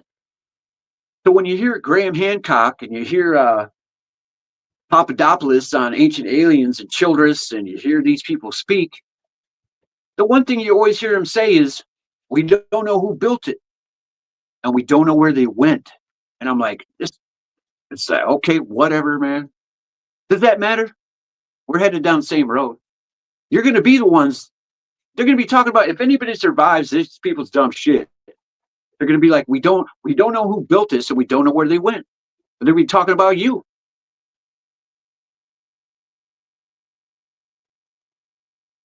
Well, you need to understand that they don't have the capability to actually do the research to find who built them. That's archaeological work, historical work. That's not alternative researcher or writer's work. So all they can say, it's the truth, that is, they don't know who built it. They say they do, but those that lived there told them this was already here. So yes, sir. So yes, sir. There's not much more than they can say. What I can tell you is, when they are now building this quantum computers, they are using crystalline matrix to produce this.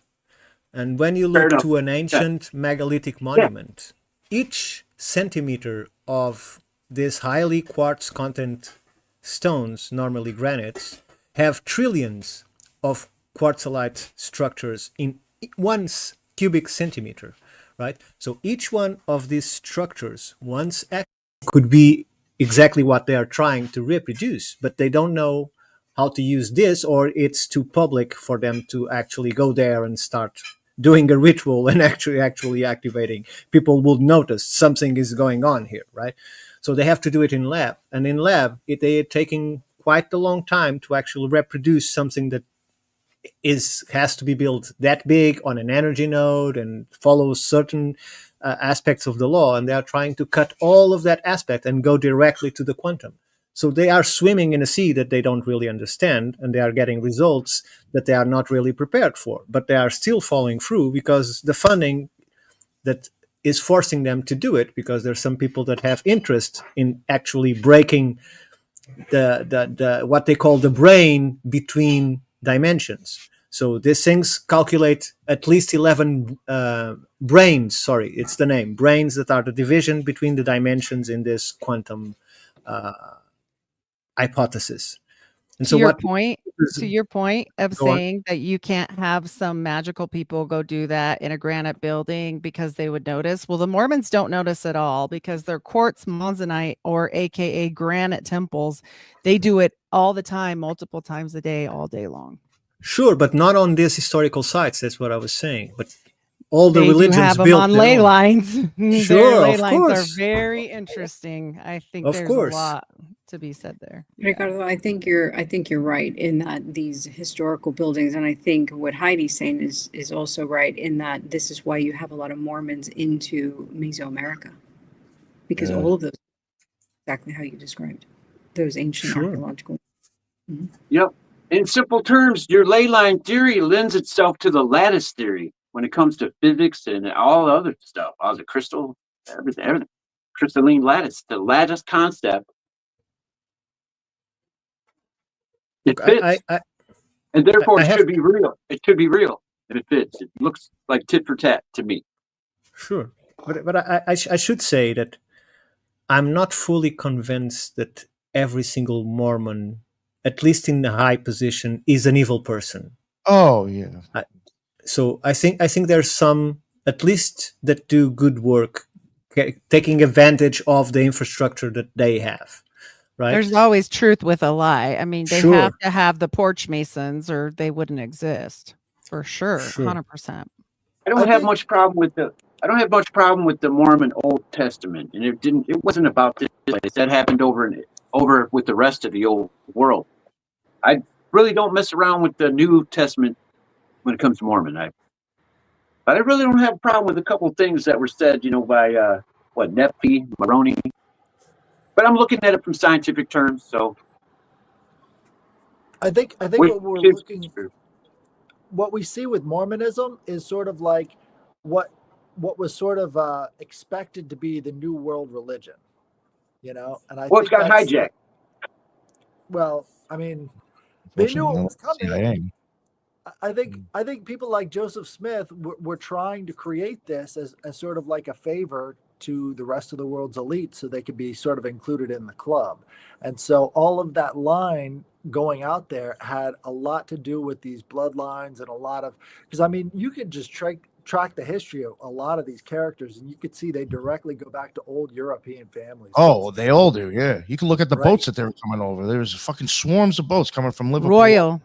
Royal families too, and they hid their royals. And when I bring up royal Mormon bloodlines, if you want to be attacked on any ever on anywhere and just get like the full anger of everyone at you all at once, just say that.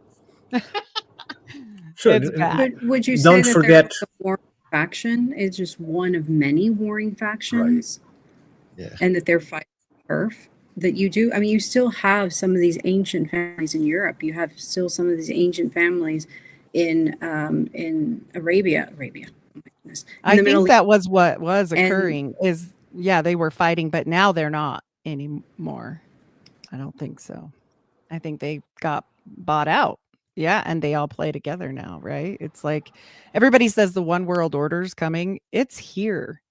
Oh, yeah. Like Hegel described this the best. And I think to your point, Lisa, like they all know who they are with these blood tests and these DNA tests and all this stuff. They did it for a reason. And So they got the that sites. 100%, Lisa, I have to back that. The funny thing is everyone has his line starting in Africa because they forgot to adapt to the new historical origin point.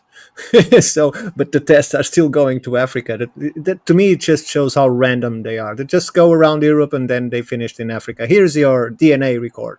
Here it is. And people are all pleased to find out, oh, I'm descendant of this. It's an improvement from everyone being Cleopatra. It's an improvement. but it's still not there. I think it's and Rupert Sheldrake, when he spoke about DNA and this testing, he warned people that this could not be determined. So what they're telling people is half possible and half completely fabricated by model, because they cannot say what they're saying to people. The sample that people give just doesn't give that kind of data, nor these labs are equipped to extract as many material as they need to get to those conclusions. So whatever this was a massive operation to collect DNA from the entire globe, and they Look at the financed it, testing. they promoted it. Look at the Without testing during understanding- COVID. They would take Without swabs of like understanding fruit. fully. Go ahead. Sorry. Oh, they Sorry. would I take can't see you swabs guys, of remember. fruit, and then they would hold that up as being sort of evidence that they don't know what they're doing with this testing. I think it's like that all the way through. Yeah. Well, their testing methods are flawed. Doesn't matter. They're not perfect. Yeah, but they It's like can they're- use this sample. Look, if you have this database of DNA from the human population, let's figure out that they have what, 3%, 5% of the population from this test, maybe less. So what they are learning is, what can we build that kills these people? We have their DNA, right? Let's see what they are. What works. Yeah. Well, okay. Let me touch on that for a second, please. Because from what I understand, from the origin of all of this as a package that's going to be useful to anybody, is that you have to map each person's DNA and make a custom vaccine for each person, no matter what. And if you're going to pass it out like aspirin, you're going to end up with immune problems or worse down the line. So, yeah, they attack people by handing it out like aspirin. They gave them a generic enzymatic garbage disposal, for your DNA.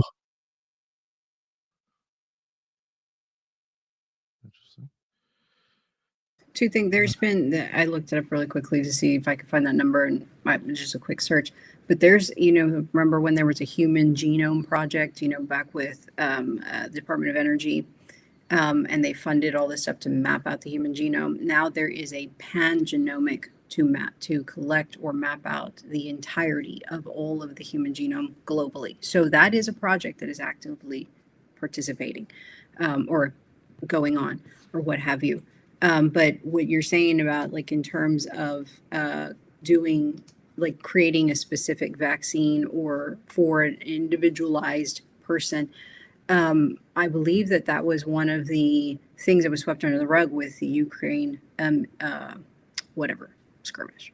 In that there was actual laboratories there where experiments were being done on individualistic genomes of the Slavic or the Eastern European genetics. And so I'm thinking it's just one of many. I think there's certain laboratories set up around the world looking at specific ethnic groups and doing it that way. Yeah, you are the Fauci called you. I'm a white variant. I know that much. I think Bad that they joke. are, using exactly what you said, Lisa, to their disposal to create stagnation in specific groups with production of but I people. will say with the virus, and I know people don't believe in viruses, and that's fine. With the specific virus that was generated for the pandemic, as well as its accompanying, jab, there was a specific haploid group that was left out. And so there is a specific ethnicity that was never affected by this virus. That was, and I watched this as a nurse, so actually happening in real time. I watched certain people drop like flies or just have a sniffle, and it was very weird. Yeah, they didn't want anybody to see that, did they? Well, I saw too much of it myself. So I wanted to point out that Dick Cheney promised in 2003 that the next global crisis would be race-specific bioweapons, and then they just sort of forgot about it from there. So it's here. Me, Yeah. can I That's share you? Can I share a screen very quickly just to Yeah, show sure. one thing? Sure, can I? Yes. As long as you know how By all to means. happen.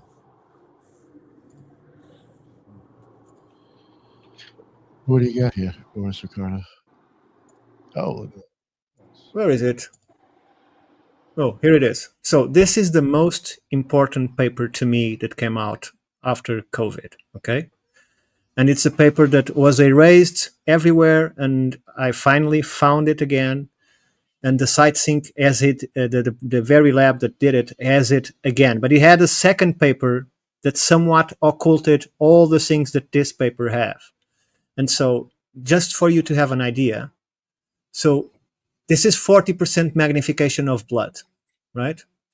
So this is, on the left, you have the blood of a normal person. On the right, you have the blood after vaccination. Now let's go deeper and see what's in the blood. You see these nanofibers?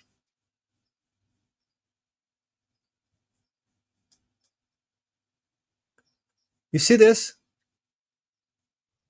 You see the difference between a healthy blood and a vaccinated blood? Look at this. Yep, I've looked at all that material. You're 100% looking right in the right place. I know that much. So this is all nanoparticles that were found in a group of people tested from all the vaccines, not just one variant, all of them. The results were identical for all of them. And this is the result. This is what people are having in their blood system. This is what reacts to magnetic fields. This is what creates the coagules. This is what creating the myocarditis. This is what is doing all of that. It's accelerating. Let me stop the share. This is accelerating every single type of disease that people might have in 10, 20 years, or even recover from it and never suffer from it. It's accelerating every single problem that people would have in the future and creating new ones. Right. So what I'm seeing is there were a lot of saline solutions because there's a lot of people that were vaccinated and didn't have any kind of effects. Either the immune system was able to deal with these nanoparticles, or whatever is in this, and REN and all of that, or some of the vaccines were just a saline solution that had nothing in it. It's like a lottery. So basically, it's like a game. I think For it was those a that zip could- code, color coded lottery. I think, in my More than my likely, opinion.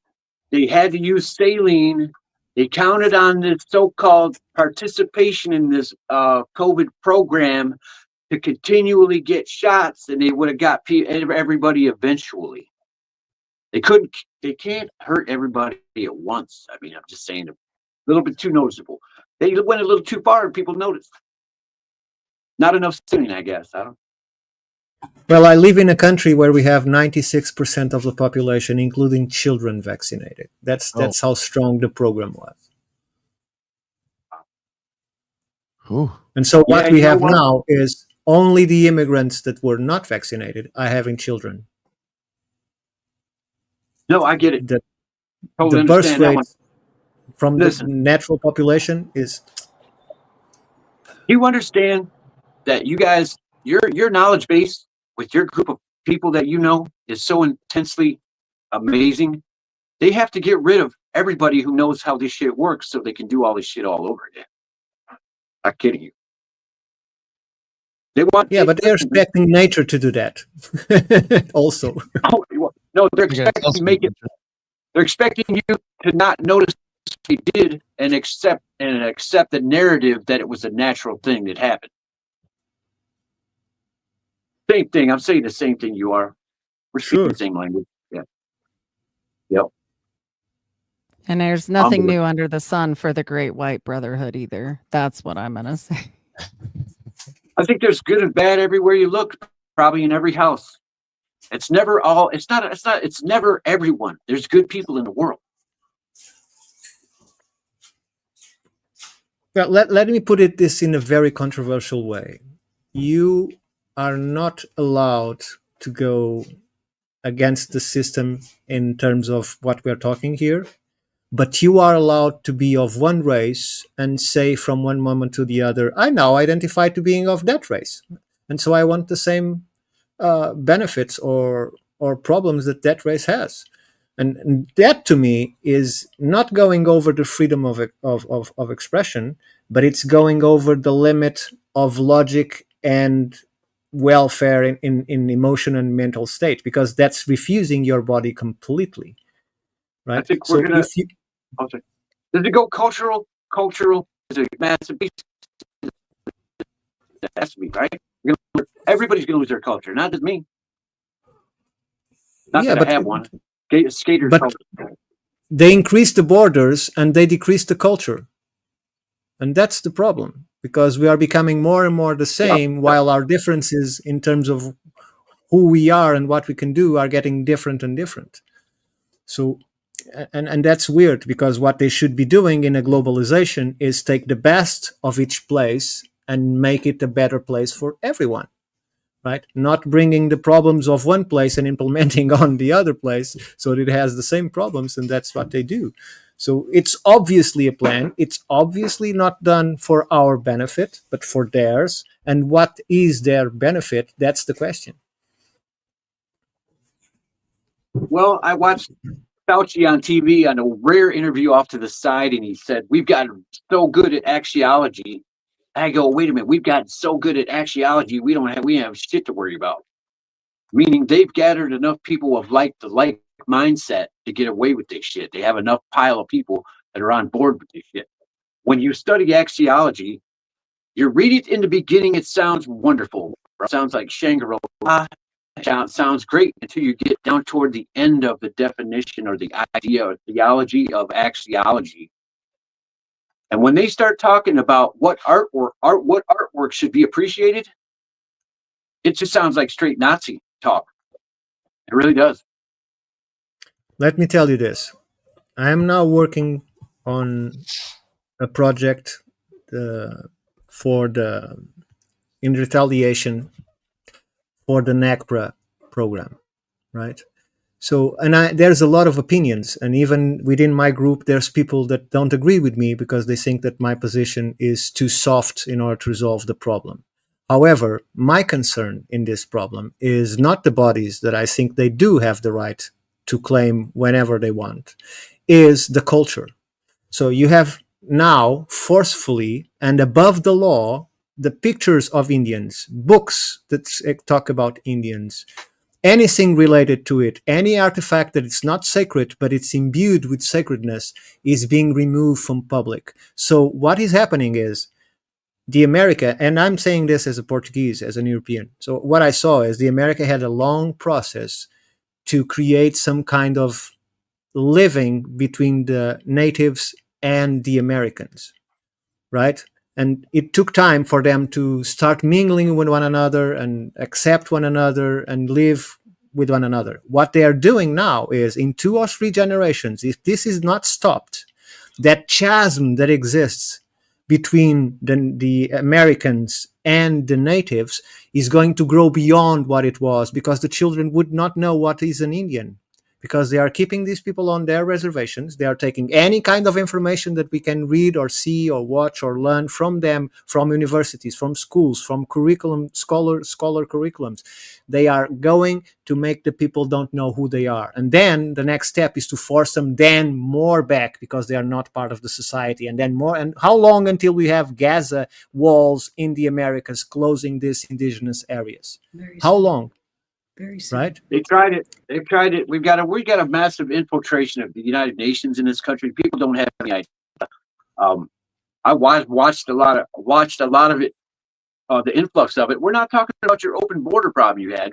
We're talking about the first invasion that happened right at the end of Obama's last term. They flew as many planes as they could, bro. Where I was living, people popped up everywhere from all over the world. They're trying to figure out how to use their phones. They gave them cars. They're crashing into everything, trying to figure out how to drive. They gave them jobs, housing, and they gave them to blend in. It's crazy. I used to talk to them. I'm the only one in the whole city. I know where I go. I know what's going on. I used to talk to them. My stories about when that happened are insane. They've been watching Americans wonder what the hell's going on around here. I go, crazy. And so they tried to implement part of the policies of Agenda 21, they literally were talking about building walls and separating neighborhoods just in California alone. Oh, I have And the that's- maps. I do have the maps that they created. And that's called the public-private partnership that they tried to push as Look, part of that. it's the whole thing. it's exactly as you see, because if you have actually had the patience to read the 700 pages or whatever it was, the Agenda 21 and then the Agenda 23, it looks like a wonderful thing. It looks so well intended. The problem is those small parts of the text where it says kill everyone. Yep. That's Exactly. the only problem of the text, right? Because apart from that, Exactly. it seems that everything that they're doing is great. It looks good on paper. It seems that it's for the best of the community. Until that little part that says you have to eliminate X part of the population, or you have to introduce these elements and chemicals to create a natural selection among the population. So, but no one reads this stuff because not only it's enormous, it's very expensive. I don't know if Agenda 53 is sold for free now, but Agenda 21, I remember it was 700 and so euros back then, and I'm talking about all of those years again. It was impossible to acquire and read. Everyone talked about it, but no one knows what it was inside the agenda, right? we had it readily available here at Barnes & Noble for like no money. It also came with the Cliff Notes version, Agenda 21 for Dummies, right at the store, but nobody's looking at it, bro. Nobody's looking at it. We got a problem here in America where people don't think, oh, it's not going to happen to me. And they think, a lot of people think, why do I care? It's not affecting me. And the thing is, headed towards you. You could tell some Americans there's a train coming. And they're like, they don't even want to look. They think you're tricking them so that you're going to rob them or some shit. It's a problem in this country. Yeah, that's not America, because if you tell people, look, don't put the pesticides on the culture because you're killing the bees. Oh, it's just a lousy insect. I care nothing for the bees. Yeah, but if you don't have the bees, you don't have the corn because you need them to pollinize. And for that to happen, no, rubbish, kill all the bees, because they just don't accept it. It just doesn't matter. There are a lot of bees. They will reproduce no matter how. And there are places that have 80% reduction on bees. So on the verge of losing pollination. It's like the net zero on CO2. Let's put net zero. Let's kill all the trees. Why do we need the fucking trees? We don't need the trees. Okay. Let's get what they eat.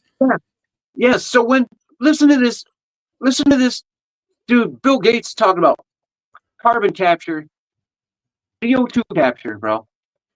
And I got busy sending crazy comments to a lot of key players, man, because I'm tired of this shit.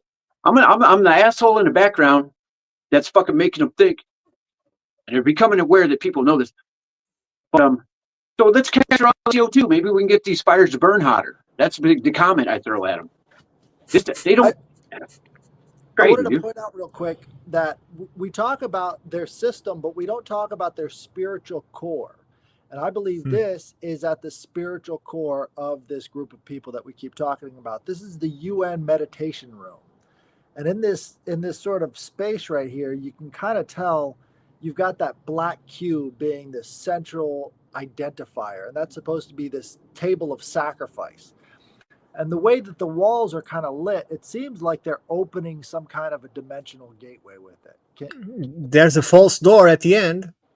Well, if you look at that that painting, I think we have a closer version, but there's a scythe right in the middle of it, right? You can kind of see it hooked off to the side right there. And that scythe really does represent death. And they're showing you exactly what they believe in. They believe in this all-consuming sort of death that they want to have happen on the altar of the world. And this is their spiritual core. This is what all of these theosophists and all of the theosophy offshoots all came together and agreed that this was going to be their symbol. Our altars are prettier, but it sure looks the same. So they didn't saw the fifth element, I presume. Because those that support that death thing end well too, and badly, sorry, too. So it's something that I never understood. Either in films, in books, that thing that the guy that wants to destroy everything, it doesn't make any sense. Because if you destroy everything, what are you doing? You're going to be alone in the universe for the rest of eternity? It just doesn't make any sense. What I think it represents, it's a strongly eugenic movement. That I think what represents. But in terms of sacrificial, as in here, I think that death is the representation of initiation. That all initiation starts with that going into darkness, simulation of death, and the rebirth through the water into the light. So, and I think that's what is represented here. I hope. I think what we're looking at is each one of these like sacred places to these different eras are representational of those eras. So you've also got a lot of that corporate artwork going on in this sort of abstract figure, and it's really one of the times when they just decide that, hey, we're going to make all of our corporate artwork this sort of globo homo style. And from this point onwards, that's sort of the representation you see repeated in all of their bland, banal, sort of shapeless, what is that sort of figure? And you could see it all throughout, corporate artwork. That's what they call it, the corporate art style. And it's just all based off of the colors and kind of the vagueness that you see at this place. And this is really the birth of that art movement. And I'm very, very intrigued by the light effect, purpose light effect on the stone itself, that has no light on the sides, only on the top. That is completely intentional. Yep. And you see even the light. You see from the ceiling, the light is pointed to the author, right? And doesn't illuminate anything else but the top. The bottom looks like a door to the beneath. I mean, yeah, as above, so below. Exactly. So this would be a real good place for me to jump in because I study light. I've been an optics guy since I was 17 years old, and I look at this thing the same way. I'm not can't even see what you're showing, but I already know what you're looking at. So this is how I get pictures of the spiritual, things. So what I do to get these pictures, because I told Nick I would share that with you guys. So I've lived in a couple places where they're dusting us down so heavy with these photophoretic, paramagnetic, polymorphic, radioactive, metallic salts. I've been living in places where these are coming down so freaking heavy. They're up in the air, quite a bit during the day due to the photophoretic portions of the build. When it cools down, they sink at night. I've stood at night out at 3 a.m. because this is what I have to do. I have to go out at like 3 o'clock in the morning. I do daytime stuff too, but check it out. I'll go out at 3 o'clock in the morning. You can feel the radiation in the air. I find a spot in the neighborhood with the right type of lighting. I've got LEDs emitting radio waves. I've got a radioactive haze I'm standing in. I turn the flash off my camera. I know due to the ambient lighting and the amount of darkness that's around me, and I'm the distance from the type of lighting there is, it's a combination of just knowing how it looks. I literally can take pictures, and I literally have it looking back at me all day. I got thousands of pictures. I got motion pictures of standing out in front of people's houses. I'll have one house lit up with Christmas lights. Nobody else did the Christmas thing, so I got a great thing. I'm on a dark street. Adjacent to that is it'd be a nice bright street, so I got a little bit different lighting come in. Once you find it, and once you see it, and once you understand that it's there, I do it all the time. I get picture after picture after picture. When I show these pictures to people, the reactions are priceless. They're amazing. Oh my God, some people just say, after about showing them like 40 of these things, they go, their heart can't take it. They're looking at it. They see it. They know it. I taught one dude how to take the picture. He got it the first time because We're riding through town. And I go, wait a minute. I go, stop. I go, check it out. Let's get out. I go, this is perfect spot, man. Go take a picture. Just take a picture. And sure enough, man, we found it first time. He's like, what the fuck? He's like, holy shit. I go, okay, gotta go.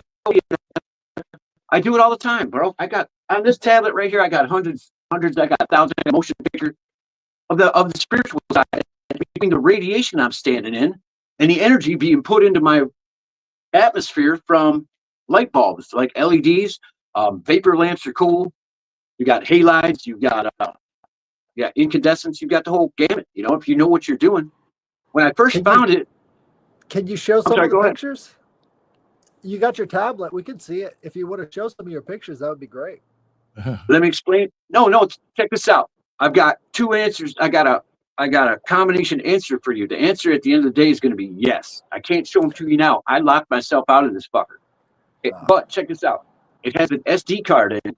All my files are duplicated on both the hard drive and the SD card. The SD card I'm with me for data extraction. The tablet's going to Wisconsin, along with another brand new tablet, to a guy who's going to do the data extraction. We're going to do it 2 different ways. It doesn't matter if they can extract it or not. I'm standing in Michigan. They're dusting me down so heavy right now. All I got to do is go out at 3 o'clock in the morning and get some new ones. Okay. I'll send you some. No problem. Not a big deal. Wait. Excellent. I appreciate that. I want to know the technique. I want to know the technique too. I'd love to try this over here. I don't know if Nick had a chance to share with you guys kind of weird thing I do with the mirror image. No. I passed on a technique that where I could go out in the daytime, and it's an old Sumerian trick, basically mirror image.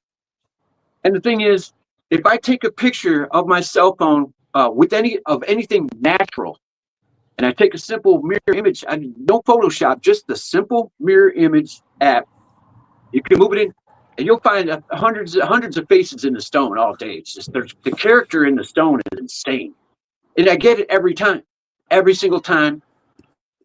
It's insane. I show pictures. Listen, I'm showing this lady at work, and she goes, "It looks like they're trying to get in here." I go and laugh. Listen, the reactions are priceless, bro. It's amazing. I mean, it's incredible. Everything from people wanting to pass out faint to you got to stop showing me to are you the only one doing this kind of work to literally just describing what they're seeing. And I can tell they see it too because of what they say. So it's just pretty cool. You know, it's pretty wild. That's a simple little trick that the Sumerians do because of the fallout of the radioactive metallic salts that are really sinking low at night when it gets nice and cool. I, on a hunch, went for that. But there's 4 layers deep. I have 4 layers deep of these pictures. I'm looking at shit that some people aren't going to be able to get their fucking head around, bro. But you are using some kind of combination on a camera? Is a symbol? It's with a phone. Anyone can do it. What's the settings that you use? And no, anyone can do it. I have some older phones that have a little bit less resolution. It helped a little bit because of the distances that I'm working with. The distance from the light source and the amount of, it depends on I'm dealing with the atmosphere. And so I would say anybody can do it. You can do it with a phone in your hand. Anybody can do it with any phone. You just got to get practice with the tool you have in your hand. Sure. So what you're saying is, it's not what you're saying. What I'm asking is what you're saying is that when you look at those images with the light bulbs and whatever, you are, because of the decay and the fallout that you are describing of radiation, you are able to the sensor in the camera are able to detect other dimensions that are there, or are the lights producing it? Are the lights only creating the environment where those elements can appear, or are they just there because of the light? That's an excellent question, and the answer is both of those things that you said are true. And here's the thing that works, because the things that I'm picking up, it's not in the light. You can see it in the light. You can definitely see it related to the light bulb. You can watch this action on top of the light bulbs. But most of the time, I like the ones that are coming out and the energy coming up like LEDs, certain things that land out in the atmosphere in the yard with you are the best ones. The ones that I get when I'm looking down the street, when I understand, the ones I get down the street, you're looking at layers. I pick up things 4 layers deep into this realm. They all have their own expression. They all have, what's 4 layers deep is really hard for people to take because it doesn't really look so nice. If you can get your head around that. The first layer looks really cutesy, looks real cutesy. Second layer deep looks a little more active, more mechanical, more active, like it's busy. Some of it sees you and looks right back at you. Some of it's sitting there and going, you actually probably don't want to be looking at each other when you look at this shit. It doesn't bother me. But you try to interact with it? Have you ever tried to interact with it? I don't have to. No, I'm not saying you have to. I'm asking if you ever tried. It happens anyway. It happens anyway. I don't know. It's been happening for a long time on different levels,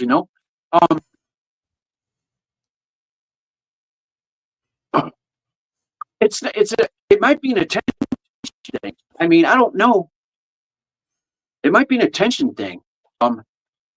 They know sometimes that I'm taking this fucking picture. And sometimes they're just busy. That makes any sense, bro. Okay. I was just asking if you ever tried to communicate, since you know they're there by the image. Well, I do. I talk to myself a lot, but if I'm out at 3 in the morning, I could say anything I want. I could talk to them. I could talk to myself. It's all the same. And it's basically, nobody's around. Nobody's awake and around to make a fuss over it. So whether they want me to talk to them or not, sometimes I just say shout out to the faithful ones. I don't know who they are. The ones up front are cute. The guy in the back I'm not talking to. Not yet. I don't care how ridiculous it sounds when I send No, not at all. Not at all.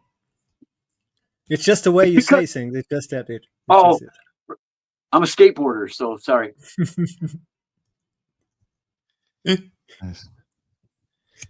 Was there anything else you wanted to, or anybody have any questions at all yet? Right now? All right.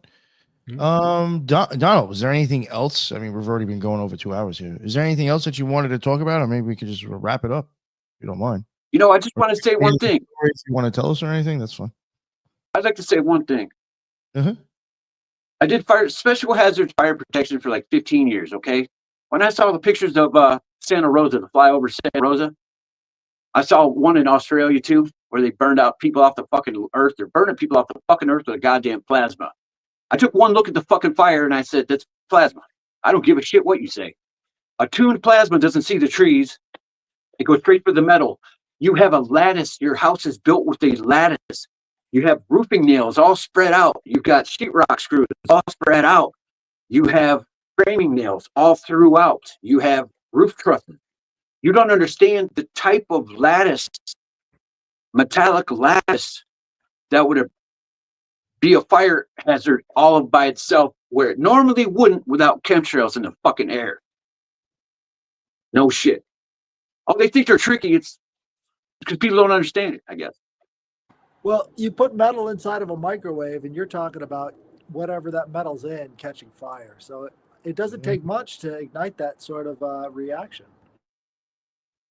These are tuned. These are highly efficient tuned systems, and it takes almost no energy. So a certain amount of energy can cover a wide area. And so that's the primer. That primes that. And we're dealing with accumulation and saturation 25 years of dusted down. So that's something to think about, of how long that's been going on. Like, what the hell is accumulated up there already? Jeez. So if you want to know anything about these molecules, there's many, many many family and species of these highly reactive metallic salts, highly prized for their behavior. You can go down the road, I'll give you some avenues to take a look at.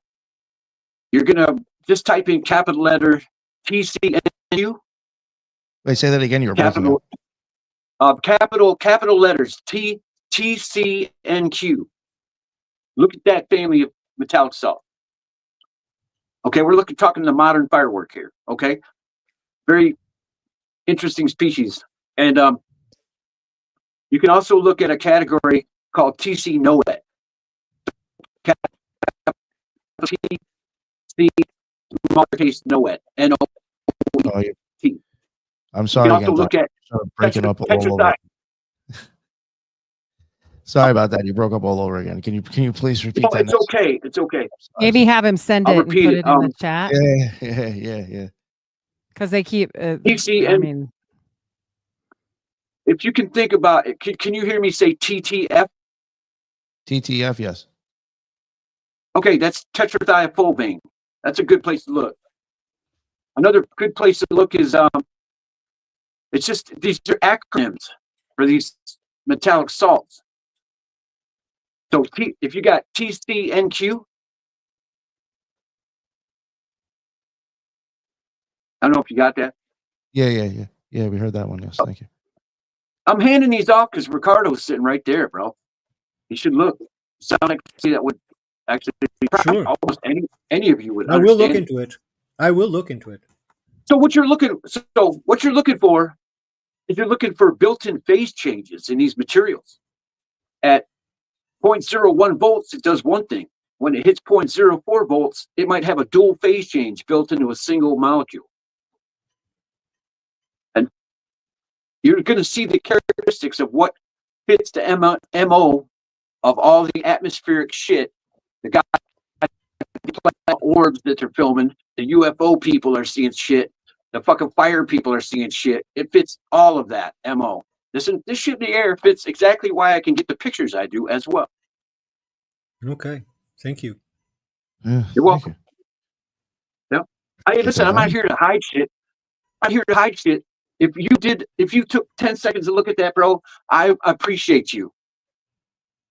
No, I will. I will look into it. Thank you. I will.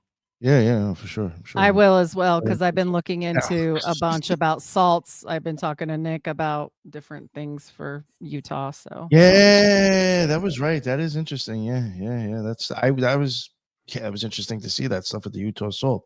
Something with Utah is the Salt Lake City is that salt. There's nothing else like it in the rest of the world. Completely different. You can also look at Beshgard salt, called Beshgard salt. BECH. It's BECHGAARD, and you can look at Fabre salts, like the Fabre salts, just like it sounds.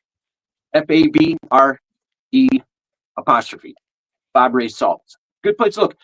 These are systems built on top of old knowledge, old systems. So I'm giving you some of the higher tech ones right now. Thank you. It's all based on salt. That's crazy, right? Because they're the most stable.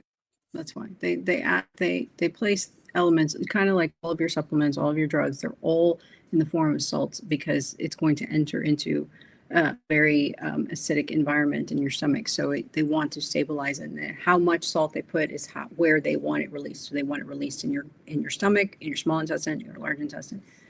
But salt is like we talked about at the beginning, it's a great stabilizer, buffer. But can we say that when we talk about salts, we're talking about very tiny crystals or not? Salt is a crystal. I mean, I think the way that it forms, regardless if you use it, sodium chloride, magnesium chloride, sulfide, which is a sulfur derivative of the combination of the sulfur ion with the salt derivative. I believe it does form a crystalline type structure, I believe. All different sizes and shapes. Due to the metallic contents in these salts, the ionic portions and the character that is in the metal itself can affect the crystal shape, size, everything, all of the above.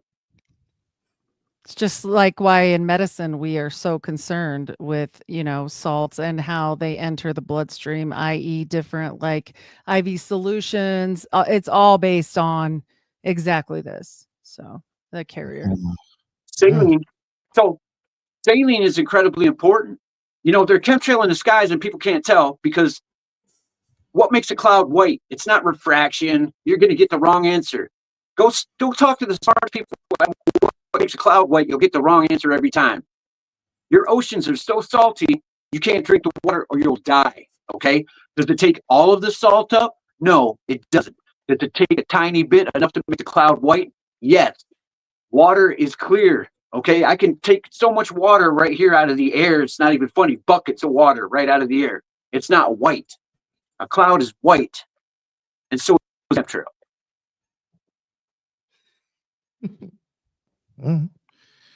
Fantastic. Well, thank you, Don. I'm yelling at you guys because I can't see you. It's the dumbest. It's the dumbest sorry, thing. no, I'm not taking it like that. I'm not taking it like that. You're good, man. You're good. You're fine. We don't Plus, feel I like yelled you. at. Yeah, not at all. Not at all. All right. Yeah. As soon as you said you weren't good with technology, I understood. You're fine. Sorry. No. It's not that I'm. It's not that I'm not good with social media. technology. Social media. I don't use computers the same way other people do. Yeah. Totally fine. Yeah, but thank I you read- very much. This was some very interesting stuff. For real. I actually stopped I'll get- smoking. I'll get somebody to help me practice with this stuff. And if you ever want to, have any questions or anything, hopefully I'll be better prepared next time, and I'll be able to see you guys and all that.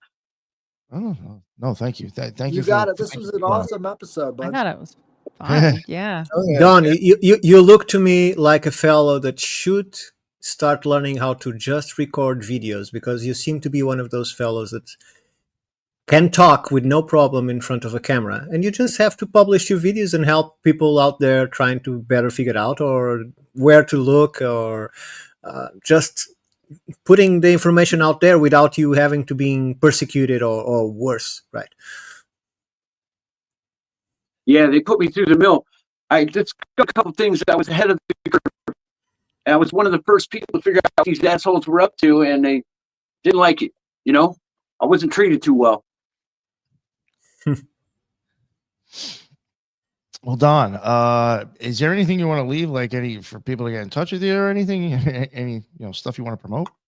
Normally, I'm used to asking the show if drop their links or whatever. So I don't know what to say to you, to be honest. I would say if anybody wants to talk, you want my email address. It's fergudon88@gmail.com. All right, awesome. And I will, if you want, I can put that in the links too after the show, if that's okay with you. Yeah, that's fine. Because if somebody has a question, why would I not talk to them?